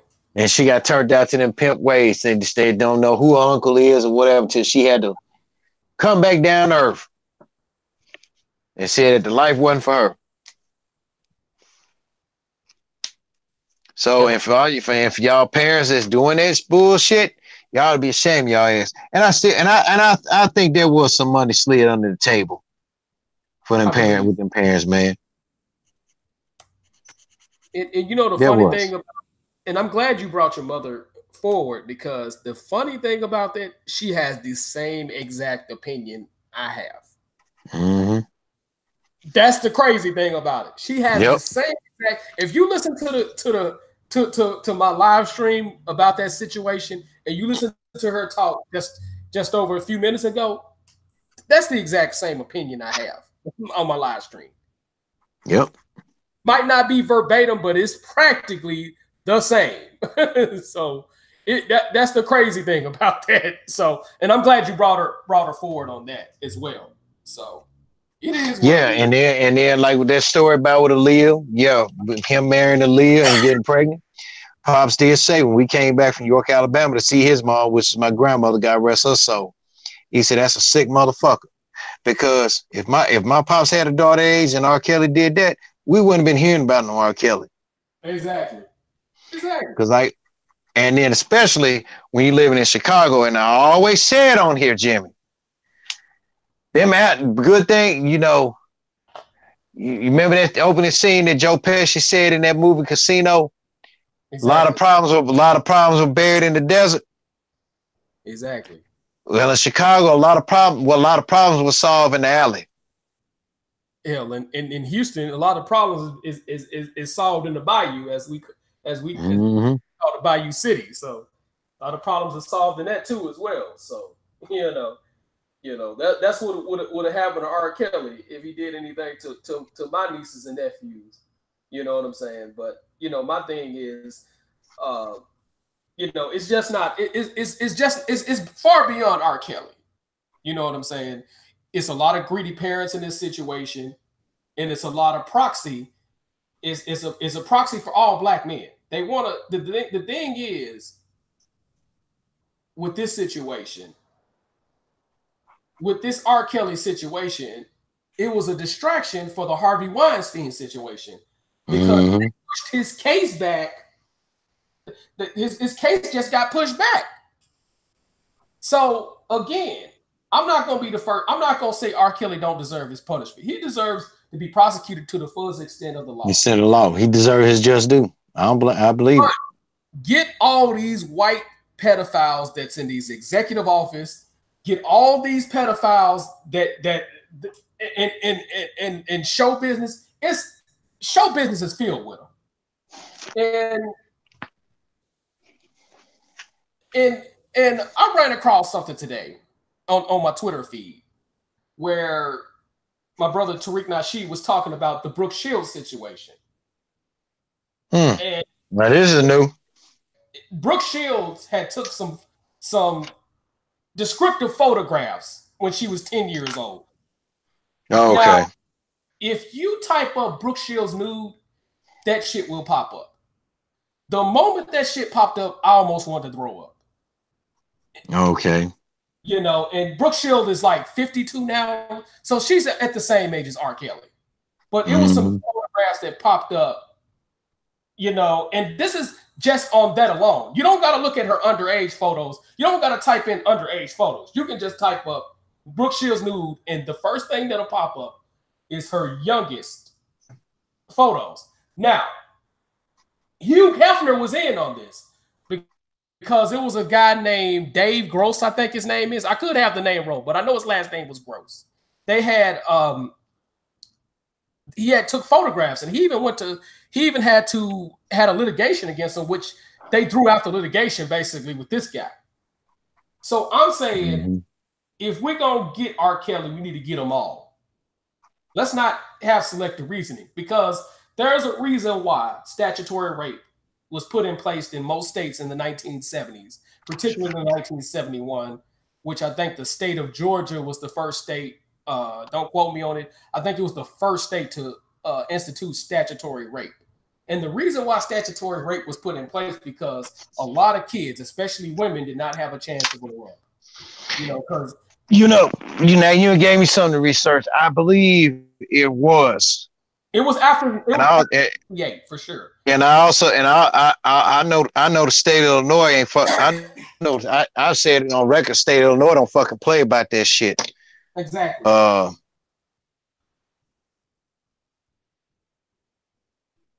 Are you there? Yeah, I'm here. I'm typing up on Google. Go ahead. But yeah, first state. I think everybody that is responsible for, you know what I'm saying, that's responsible for these sexual offenses, from Harvey Weinstein on down to Woody Allen, these guys need to be thrown under the jail. So don't use that as a proxy to throw all black men under the bus, because all black men is not sex offenders. Being a sex offender takes away the innocence of the victim that you are offending.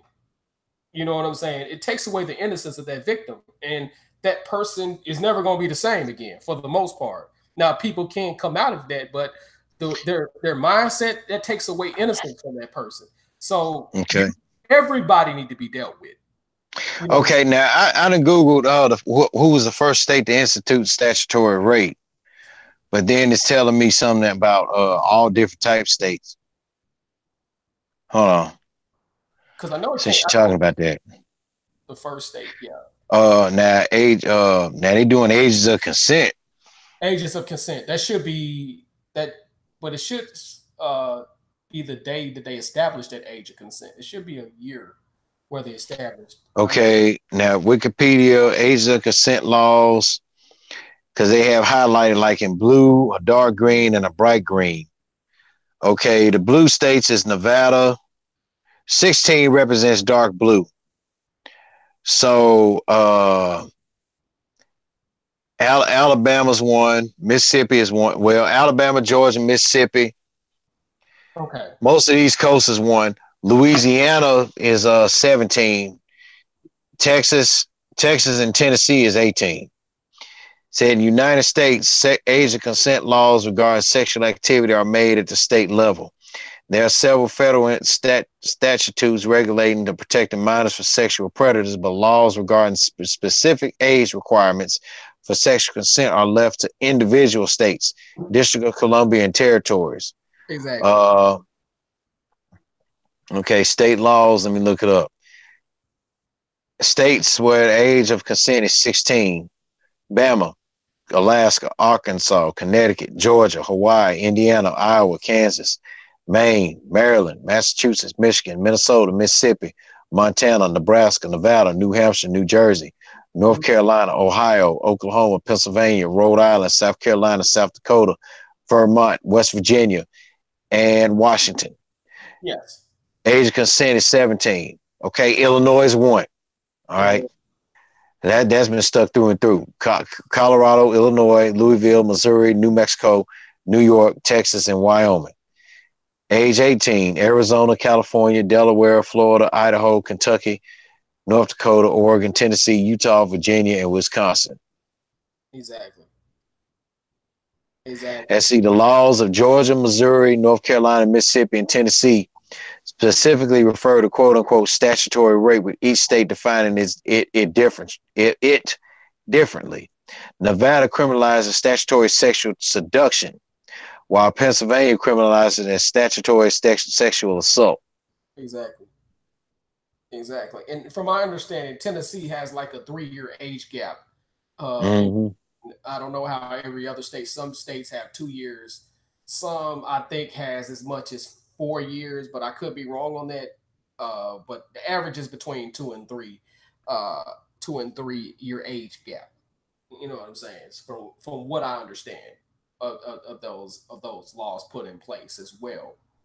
But like I say, guys, if these guys are violating those laws, the age of consent laws, these guys need to be dealt with to the fullest extent of law. This goes for, and I want it to be fair across the board.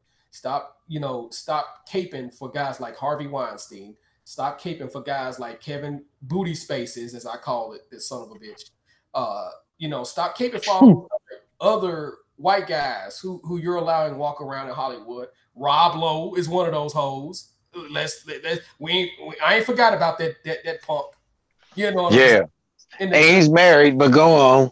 And and another thing I wanted to bring up as well, as with these allegations coming out against Michael Jackson, which I've broken that stuff down probably a couple of segments ago with the situation that they surveillance had surveillance footage all over his place. But the radios in some of these countries, from New Zealand, I think Britain, predominantly is mostly European countries that's taking this action. They took his songs off the radio. Now, on the flip side of that, his record sales is streaming, his paid streams went up. You know what I'm saying? Which made the Leaving Neverland thing become a flop, because now you didn't put more money into the Jackson estate. You know what I'm saying? Basically. But my thing with this situation with Michael Jackson, all this evidence y'all have, and y'all all of a sudden want to stop putting stuff off the radio? Come on now, that's ridiculous, man. That is absolutely ridiculous, man. And all that Leaving Neverland thing was, it was basically a dog whistle. That's all that shit was. It was basically a dog whistle. It was basically a quick cash maker. That's all. Yeah, it was a quick cash maker, and the criticism for Oprah is justified. The criticism for the Gayle Kings is justified. The criticism of HBO is getting dragged. HBO is dragged behind this, because this was nothing more than a smear campaign. Don't nobody believe that shit. But my thing is this: if you're going to take Michael Jackson's shit off the radio, you need to take it all off the fucking radio. Mm-hmm. Go on YouTube, jailbait songs. All of these songs that they listed, I think in the top 10, top 20, is white artists. The Beatles have had quote unquote jailbait songs. George Michael is a jailbait song. She's My Cherry Pie, very well-known rock and roll anthem by Warrant, which cherry pie is a code word anyway for among the white community, white pedophilia community. She's My Cherry Pie. Real big song for the rock and roll group Warrant, and this is one of my favorite. Mm-hmm. I used to sing that shit around. I didn't realize it was a pedophile song up until really of recent. You know what I'm saying? But you got songs like that still on radio. If you're gonna take Michael Jackson's shit off the radio, take it all off, because there's a lot of songs out there that's low key talking about pedophilia. You know what I'm saying? So if you're gonna take one off, take it all off. Don't sit up there and cherry pick your way. Don't sit up there and use your dog whistles because guess what? Michael Jackson's song, regardless if you have it on the radio, it's gonna be played somewhere. You know what I'm saying? It's gonna be played. Mm-hmm. You can't sell that to the diehard Jackson family or Jackson fan base because we know that's bullshit. We knew you were mad because Michael Jackson outsmarted all them other white people and got that Sony catalog as well as that ATV catalog, which had the Beatles catalog on there. So if we go punish one, we're gonna have to punish them all. Let's not cherry pick who we pick and choose who we gonna punish them all, because I don't want to hear that shit about Michael Jackson didn't do a goddamn thing. I won't believe it in this lifetime, the next lifetime, or extra lifetime that you give it to me. All of y'all is full of shit, and all of y'all is hypocrites in this situation. So take it all off. Take all those pedophilia anthems that y'all rock stations play like it ain't shit. Take it all off. So that's my point of view. You got anything else you want to say about that? No, man. You just said everything all off the bat, and I've been hip to everything what you said. Like I said, this Finding Neverland. I mean, if you're gonna reach almost 1 billion views one day and then about a year's salary the next, yeah, that wasn't nothing but a quick cash grab. But bottom line is, justice need to be served. That's all it is. Exactly. And man, Mom's made some good points. You know, no bad points about it. So shit. And everything, and man, basically, let me tell y'all, listen to something. Everything what my mom said, man. Listen, you gotta listen to her. I mean, I mean, I've been in the game 40 years. She's been in it 60 past. Okay, so she knows what she talking about. She knows she up to what be going on. Exactly. And like she said, anytime she fell asleep on it, and all it was, you know, nice job, CBS trying to promote one of our own on the interview. Nice job, and it ended up being a flop because basically we just saw everything what we saw on YouTube. We just saw everything what we saw on Daily Motion, exactly, Twitter, and everything. I mean, come on, we knew how the interview was going to be. Exactly. So it is. Yeah, it is what it is with that interview, man. I mean, tell us something we don't know. Either you're going to punish the guy or you simply need to shut the hell up. That's the way I see it. You know what I'm saying? That's some. Exactly, man. So do you have any other sports news besides... Oh, I got to bring this up today. It was a guy that played for the Dallas Cowboys, defensive tackle. I think they gave... Yeah, they definitely suspended me. He said that the policy was a joke. I fucking agree. I know who you talking about, the Lawrence dude. I think. Hold on. Let me. I'm going to. His last name is Irving. I think he's a defensive tackle. I think it is. Yeah, I know who you talking about. Jason Irvin. Jason Irvin. Okay. Well, look his name up. I'm not sure about his first name, if it's Jason or not. So if it's any Jason Irvins out there in the NFL we know about. Yeah. Yeah, I didn't finish reading, but when I saw the headline, I'm like, yeah, he ain't lying. Yeah, I mean the rules that the NFL be coming up with is hot garbage, and I feel the guy. I mean, he said I love football, but I don't like the NFL, and I'm glad one active player that came out and clown them hoes about that shit. Because my thing is with weed, I mean, I'm like, you may as well just legalize weed. That's the way I see it, man. I mean, and the NFL need to, take that off the ban list, man. Because what performance enhancement he gonna get from smoking weed? The guy want to smoke him a joint, man. Let the motherfucker smoke his joint. And I feel the guy. So it is what it is. And if he feel like that he need to leave $1 million job, more power to that, brother. I respect I mean, I respect him too. Long as he save his money well, and I wish him the best. Cause like he said, he loved football, but he don't want to play for the NFL. More power to him if he want to leave. No, there's nothing negative about that. I leave too. Yes, David Irvin. That's his name. David Irvin said he's quitting after being suspended indefinitely for violating the substance abuse policy. What kind of substance abuse is weed other than maybe a kush, the killer kush? That's all it is. If we're going to go there. But if it's natural weed, and I'm not a weed smoker. I haven't smoked weed in God knows how long. But that's a substance abuse. You call that shit substance abuse. This dude ain't doing cocaine. He's not doing heroin. He's not doing crack.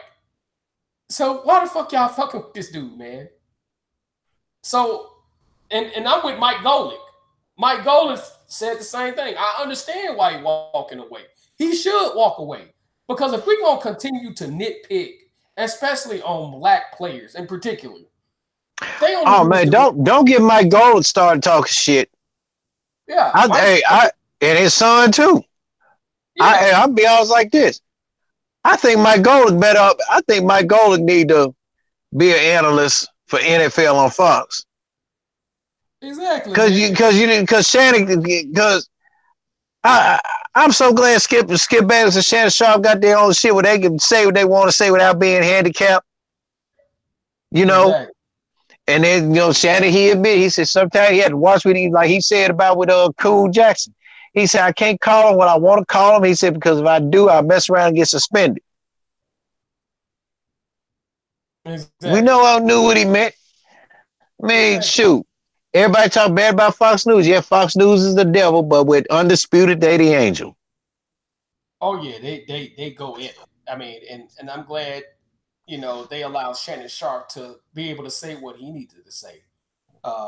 As far as because originally it was supposed to be Stephen A. Smith, but Stephen A. reneged and it was Shannon. I'm like, oh shit. Exactly, man. Exactly. So, with that being said, I'm proud of the dude. I hope he saved his money. I hope he invested in real estate or whatnot. Invest in some business in the community as well, man. So, but the kid definitely should have the right to, as long as he's not abusing hardcore drugs or something that enhances his ability to cheat on the field, goddamn weed. That's the way I look at it. So much respect to that guy and whatever he want to do in life and stuff like that, man. So yeah. And also viewers' question for the day. It's funny, but it's true. Right. And this comes from me. This comes from me via Facebook. How can a job complain about needing help when they be firing a lot of people? Some damn fools. But let me give a big shout out to my old manager, BL, Michigan fan. I call him. Old Bill, the Michigan fan. He responded with a good post. He said it's a fine line between needing good help and just keeping warm bodies around. And he said sometimes addition by subtraction really works. Exactly. And I can't tell you what else he said on there because, protecting his job, but he made a good point. And like I said, I know and Bill, no guy like me in the North grew up in Ann Arbor, Michigan fan. And I was fucking with him. I said, you ain't when Michigan lost that game to Florida State in that Orange Bowl, I said, you didn't break a chair, did you? Because I lost money. Florida shit. I lost like $80 on that game when Michigan lost by a point, but Man, them Michigan fans was sick, dude. I was coming off the MARTA train, watching those Michigan fans and them dudes. I've never seen fans as quiet. Them fans was like quiet. All the Florida fans is happy go lucky and jolly, but them damn Michigan fans, they look like somebody killed they family member up in that job. I was like, yep. But go ahead. No, I was just saying, man, the Michigan fans was sick, man. Coming from the Peach Bowl or the Chick-fil-A Bowl, as they call it. Yeah, the Chick-fil-A Bowl. They sick, man. They was sick. Yeah. But man, let me make one other announcement. Let's Draw Something will return on Facebook. Okay. That's cool. But it won't be permanently on Facebook. I'm gonna have to pick out a day. And it's gonna be kind of like when way I'm gonna do it, I'm gonna shoot like a live video. And Jimmy, if you be available on any certain days, like on a Monday or a Tuesday night or whatnot, depending on how you feel, we'll have everybody on a live video, kind of like shooting some questions and stuff, all like that. And then I'm gonna throw some little ad libs to somebody like my boy Trey Murphy and shit. The Murph, goddamn. Jimmy, that and in the Murph voice, Jimmy, that's the only nigga I know. He the only person I know that get. He the only dude I know that'll order him some naked tenders with some extra naked and extra grill on the shit. And he want to see the steam coming from it. I ain't never heard the scene in it. Oh yeah. I'm being funny. I'm being funny. But Murph will order a burger with double cheeseburger with double cheese, extra onion, extra mayo. Goddamn. Oh hell yeah, man. That's goddamn. Also, goddamn. Also, for people that's trying to find out the Olive Branch Center Hill score, because a lot of people don't have the luxury to actually watch it. It's actually a back and forth battle. It's 56-55 Center Hill with 6 minutes to go. This is the first time that two DeSoto County teams is playing in the state championship at the same time, and they'll sweep the as well as the football in DeSoto County. So DeSoto County is assured a championship in basketball this year in the state title game. But they're going back and forth.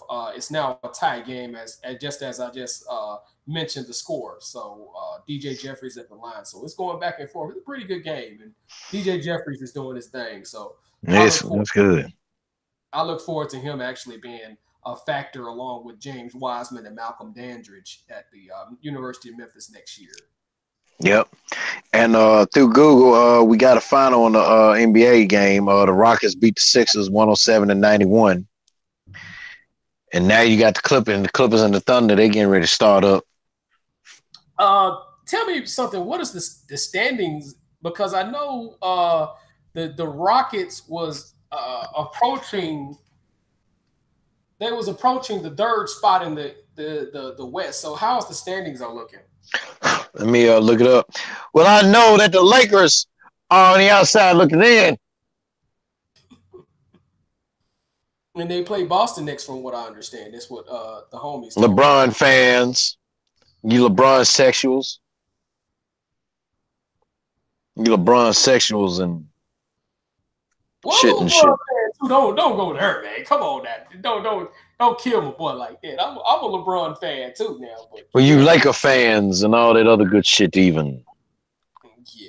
As Merce say, all the good shit, even, if you will. Speaking of the Laker fans, man, the Lakers fans is pissed at this dude. They like heavily pissed at this dude. I would be. Well, can you blame them? Because you're going to throw your team under the bus because you don't play defense.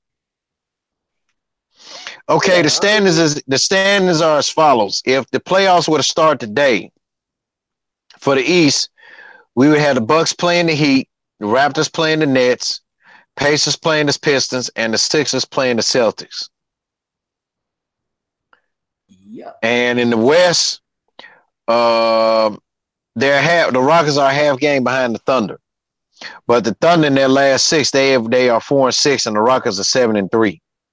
And they already matched their loss total they doubled their loss total from last year. Yeah. So and where we're looking at now, if the playoffs were to start today, LeBron would be out. Out. The Warriors will play the Clippers. Nuggets will play the Spurs. Thunder will play the Jazz, and the Rockets will play the Blazers. In which I think Portland plays better. I don't know why. I don't know what the fuck happened. I don't know why Portland all of a sudden had a brain fart when they were like in third place. They damn self.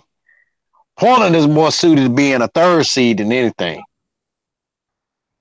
Yeah, they're better suited, but I don't know if it's just gonna go that way, man. But yeah, Rockets is rocking it, man. Now that they're healthy, oh man, I think the most dangerous team in the West is Nuggets. I say the Rockets, my personal opinion, and I'm not saying that because I'm from Houston. But I'm saying that because the only team I feel like they could shoot their lights out is the Warriors. The Rockets would have to have an off game. With the Nuggets, I don't know if the Nuggets can shoot with the fucking Rockets. You know what I'm saying? That's just my personal opinion. Now, it could be because people do step their game up during the playoffs, but in the West, I feel like nobody can shoot with them outside of the Golden State Warriors. How do you feel about that? I think so too. But like I always say, you still got to keep your eye on Denver. They are really the deepest team that ever in the NBA right now. Period. Yeah. Jokic, Isaiah's coming off the bench. Then you got Jamal Murray. I think when they got rid of Emmanuel Mudiay, man, that really opened up that transition offense even more. By Brett Malone. I believe that's the coach's name is. So Denver, they're more of a, I'm glad. I'm put it like this. I'm glad the Rockets. I'm glad the Nuggets is back in top form, the way they supposed to be in after them 2 little fuck years they had. So I'm glad to see they back in top form. Mm-hmm. And other than that, let me see. New Orleans. If they gonna name their new GM or something like that. Let me see, because they probably did. And like I said about the Suns, man, shit. If they want to look into Dale Demps being the new general manager, bless their heart. But the Pelicans debrief from last month, they named their little top 5 replacements for Dale Demps. They had David Griffin in one of them. They had David Griffin in there. And the crazy thing about the Pelicans is 4th in the league in assists, and where are they standing at in the West? They're number 4 in the league in assists, and they slow. Yeah. Okay, they may make Danny Ferry the new general manager, but they named him the interim general manager. But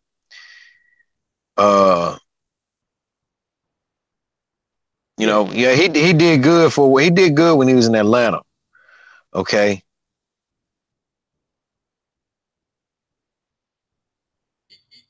Looking at option 2, guy by the name of Tommy Shepard, who's the currently the senior vice president of basketball operations for the Wizards. Say he's been around the league for 20 years and is very well liked in his circles. He works as a scout and a director of team services with other teams before his role with the Wiz.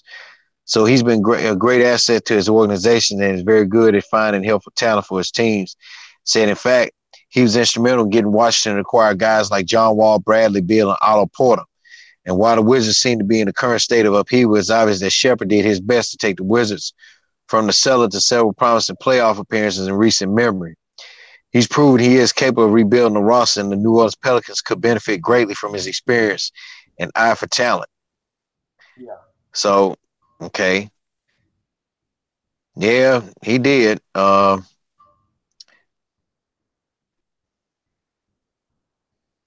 Prepare to pick your bottom jaw. Prepare to pick your mouth about the floor with this name. Trajan Langdon.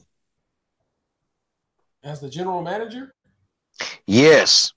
They said if anyone has built a more robust basketball-related career than Langdon by the age of 42, don't nobody know other. Langdon played college ball for Duke, where he was second-team All-American, was drafted by the Cavs, where he spent 3 seasons, and played overseas in Italy, Turkey, and Russia, where he earned honors as such as the Russian League Player of the Year and the EuroLeague All-Decade team.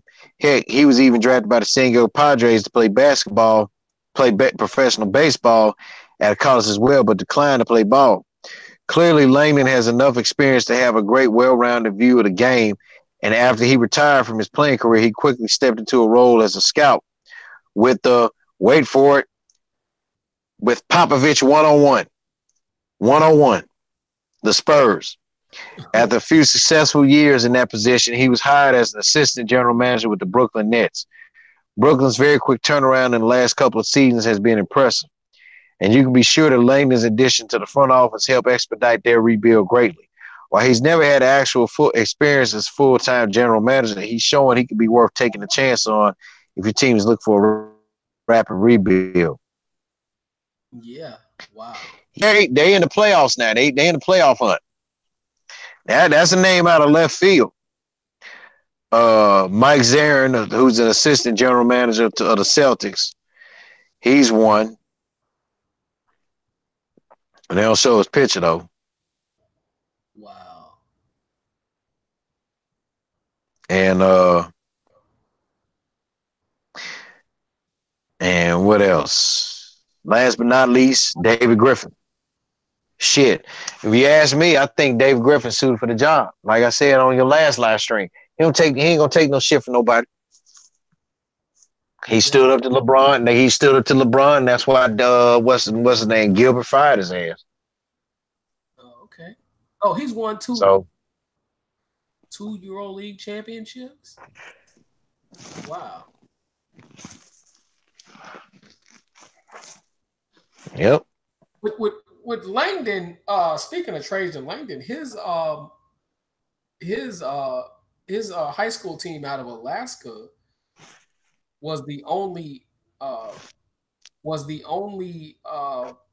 team to beat the Fairleigh Bulldogs in 1993. That year, I remember that. That year, tore their ass up.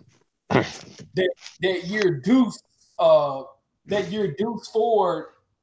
And I can't even think of that other guy because they had a hell of a lineup. But that Fairleigh team lost 1 game, and the only game they lost to was to East Anchorage High School in Alaska.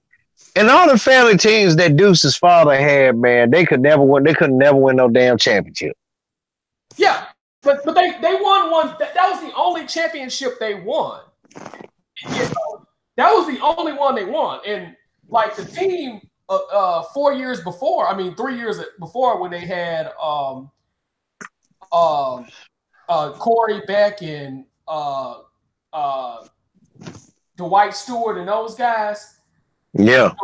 Them 3 guys who went to Arkansas, they was like, I think they lost 1 game in the regular season and they went to Haywood County and ran into Tony Delk and got destroyed. That Haywood. Yep. Yeah, because that Fairleigh, I remember that year, that Fairleigh team went 32-2. Yeah, 32-2. And that other loss came against Haywood County because when Tony Delk was at Haywood County, he used to disappoint some motherfuckers out in Memphis, man. He used to have that pull-up 3-point shot, and he used to destroy people. Because, like, Memphis was supposed to get Tony Delk. I was about to mention that. I'm glad he did. Well, in all honesty, I'm glad Tony Delk didn't go because I felt Larry Fish would have handicapped his ass. Yeah, he would have handicapped him for Penny Hardaway. But at least Rick Pitino was smart enough to start this man and let him play how he wanted to play. Exactly. And you know, with Tony Delk, man, he destroyed some motherfuckers, man. Because like he stopped Hamilton from getting their second straight state title with Rodney Newsom. He stopped those guys. You know what I'm saying? Because that Hamilton team the year before was not supposed to even go to the championship game. You know what I'm saying? That Hamilton team, you know what I'm saying, was like their tallest player was 6'5". Mm-hmm. And Southside was undefeated throughout the whole regular season with Vic Payne. Yep. Who was like 8 feet tall, who ended up going to the Arkansas Little Rock. Yep. But they were undefeated throughout the regular season. They beat Hamilton ass 3 times through the whole goddamn season. Hey, you want to know what the karma was about that? What year that was? What, 91 when that happened to us? What happened to Southside? When they beat Hamilton 3 times? Yeah. Fast forward to 4 years later, Southside got their ass whooped by East 3 times. Lost by 1 point, lost by 1 point, lost by 3 points. No, 4 times. Lost by 1 point, lost by 3 points. Turn around, the third game, lost by 10 points, and then that fourth game, we got our ass whooped by 30. Yeah, but what would end up happening is they met them in the when Southside played them in the region, played Hamilton in the region. I think it was the first round of the region championship. Hamilton ended up beating them, and then they would go all the way to the state and end up winning the state championship by 1 point. I can't think of the team off the top of my head that they beat, but they won their first state title in basketball under Coach Anderson, Coach Ted Anderson. You know what I'm saying? So yeah, man. And the funny thing about this guy, Ted Anderson should have won plenty of championships because Todd Day was his stepson. And that Todd Day team he had was pretty good. But what ended up happening was Todd Day ran into Chattanooga Brainerd and Malcolm Mackey. Malcolm Mackey from Georgia Tech that would take Georgia Tech to the Final Four that year. Because Malcolm Mackey was a McDonald's All-American. And Malcolm Mackey, like, embarrassed their ass. That whole Chattanooga lineup was like, they had 2 6'11" dudes, and Malcolm Mackey was the main dude, and they just destroyed them. They couldn't get no shots in the post at all, and they just got absolutely fucking destroyed. And Malcolm Mackey went on to have a pretty decent basketball career. I think he could have had a good NBA career, but, you know, I don't know what happened from that point on, but he was a hell of a college player, man. I mean, he destroyed Shaq when LSU played him, played them with Stanley Roberts and Chris Jackson for that 1 year they played together and stuff like that. You know what I'm saying? So, and speaking of that team, man, I felt when you got somebody on your team like Chris Jackson, Stanley Roberts, and Shaq on your team, you ain't got no business losing 8, 9, 10, 12 games. I agree. And so somehow, some way, Dale Brown didn't even coach that team right. But I'll give it to him. He did give LSU the toughest ass schedule every year. Like he put UNLV on. He'll schedule UNLV, Arizona, and all that shit. Louisville. He played Louisville and Louisville. Was See, they need to reignite them rivalries. I think he wanted to do one. Because I know 1 year he wanted to do one with Memphis, and I think the last time they played Memphis was in '93, and the Tigers and LSU beat them. So, I mean, you don't get rivalries like that no more. See, that's when college basketball is college basketball. Now, mind you, I mean, I don't know what happened between Duke and Gonzaga because they supposed to do the home and home every year, but something happened. And Duke won. Duke barely beat Gonzaga. Okay, you said 1993, right? The 92-93 season? Yeah. Okay, Memphis beat them that time. They blew them out. Oh, they did? They blew them out in the Rainbow Tournament because that was the year Memphis played BYU and lost. And that next game, they end up beating them in the consolation game. And that's when BYU had Sean Bradley. Sean Bradley was playing for BYU at that time. Yeah, his slow ass stayed getting dunked on. Man, I mean, every once in a while he'll get a block shot, but he probably got dunked on per capita more than any other dude that size. How the fuck you 7'6" and get dunked on more per capita? At least with Manu Bol, he got dunked on by people that was worth getting dunked on. Because you weren't gonna dunk on Manu Bol too quick, man. He was just hell no. But Sean Bradley, this dude, you can't name a superstar that didn't dunk on him. McGrady had a highlight reel on that boy. Stromile Swift had a highlight reel on that boy. Scottie Pippen, Bo Outlaw, when he played for the Grizzlies, had a highlight reel on that man. That dude was the king of getting dunked on. Man, I need to find that picture when Scottie Pippen did that dunk from the free throw line in that Game 5 of the NBA Finals that basically sealed the deal and had that shit blown up. Oh yeah, man. That dude, when he did that sealed the deal. And I hit a partner, his old schoolmate of mine I went to elementary school with. I said, this is a good seat. That Bulls 90-91 season was a good season. I said, but broke my heart at the same time. I wasn't there to see it. My ass was here fucking Memphis. Yeah, man, that's crazy, bro. But yeah, those Duke teams, man, that's crazy, bro. Which Duke team? You better not be talking about them old Leitner teams. Ouch. Christian Laettner. Late as never. Yeah, I mean, he was a good college player, but when he got to the NBA, that boy was just hot garbage, man. The only reason why that dude even got in the Hall of Fame was a dream team. And he luckily got selected for that shit. Mm-hmm. Yeah, that was an outrage on that. Like, what the hell you gonna select Leighton over Shaq? Yeah. And that was a media choice. Yeah, that was a media choice. He luckily got put on the dream team. He luckily got put on the dream team. The nigga had one All-Star appearance out of now, like I said, now when he went down, he was traded to the Hawks. That's when Lenny Wilkens was coaching. He was hooping his ass off under him. Yeah. He did the thing. He did his thing under Lenny Wilkens, man. But when he left and went to Detroit, oh, that boy was garbage. Hot garbage. Mm-hmm. Hot garbage. Him and Grant Hill. Yeah, because he couldn't play under that system, man. He couldn't play under that system like he did at Duke, man.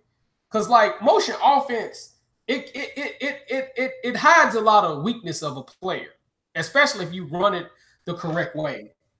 If you run the motion offense the right way, especially the IVA system that Calipari had instilled that Coach K runs, you can hide a person's weakness and shit like that. It ain't nothing to hide nobody's weakness. But when you play in a real NBA offense, because there's not a lot of motion offenses in the NBA other than because you get because in the NBA you get thrown all types of offense. Every offense imaginable is gonna get thrown at you. You know what I'm saying? But when you run it to that perfection, you can hide a lot of people's weaknesses and stuff like that. So it is what it is with that, man. So yeah, Leitner was a hot mess, man. Leitner was a hot mess, brother, man. So you got anything else, man, you want to bring up, man, before you get up off here, man? Man, no, other than that, man, again, like thank my moms, man, for joining us on the show. Most definitely,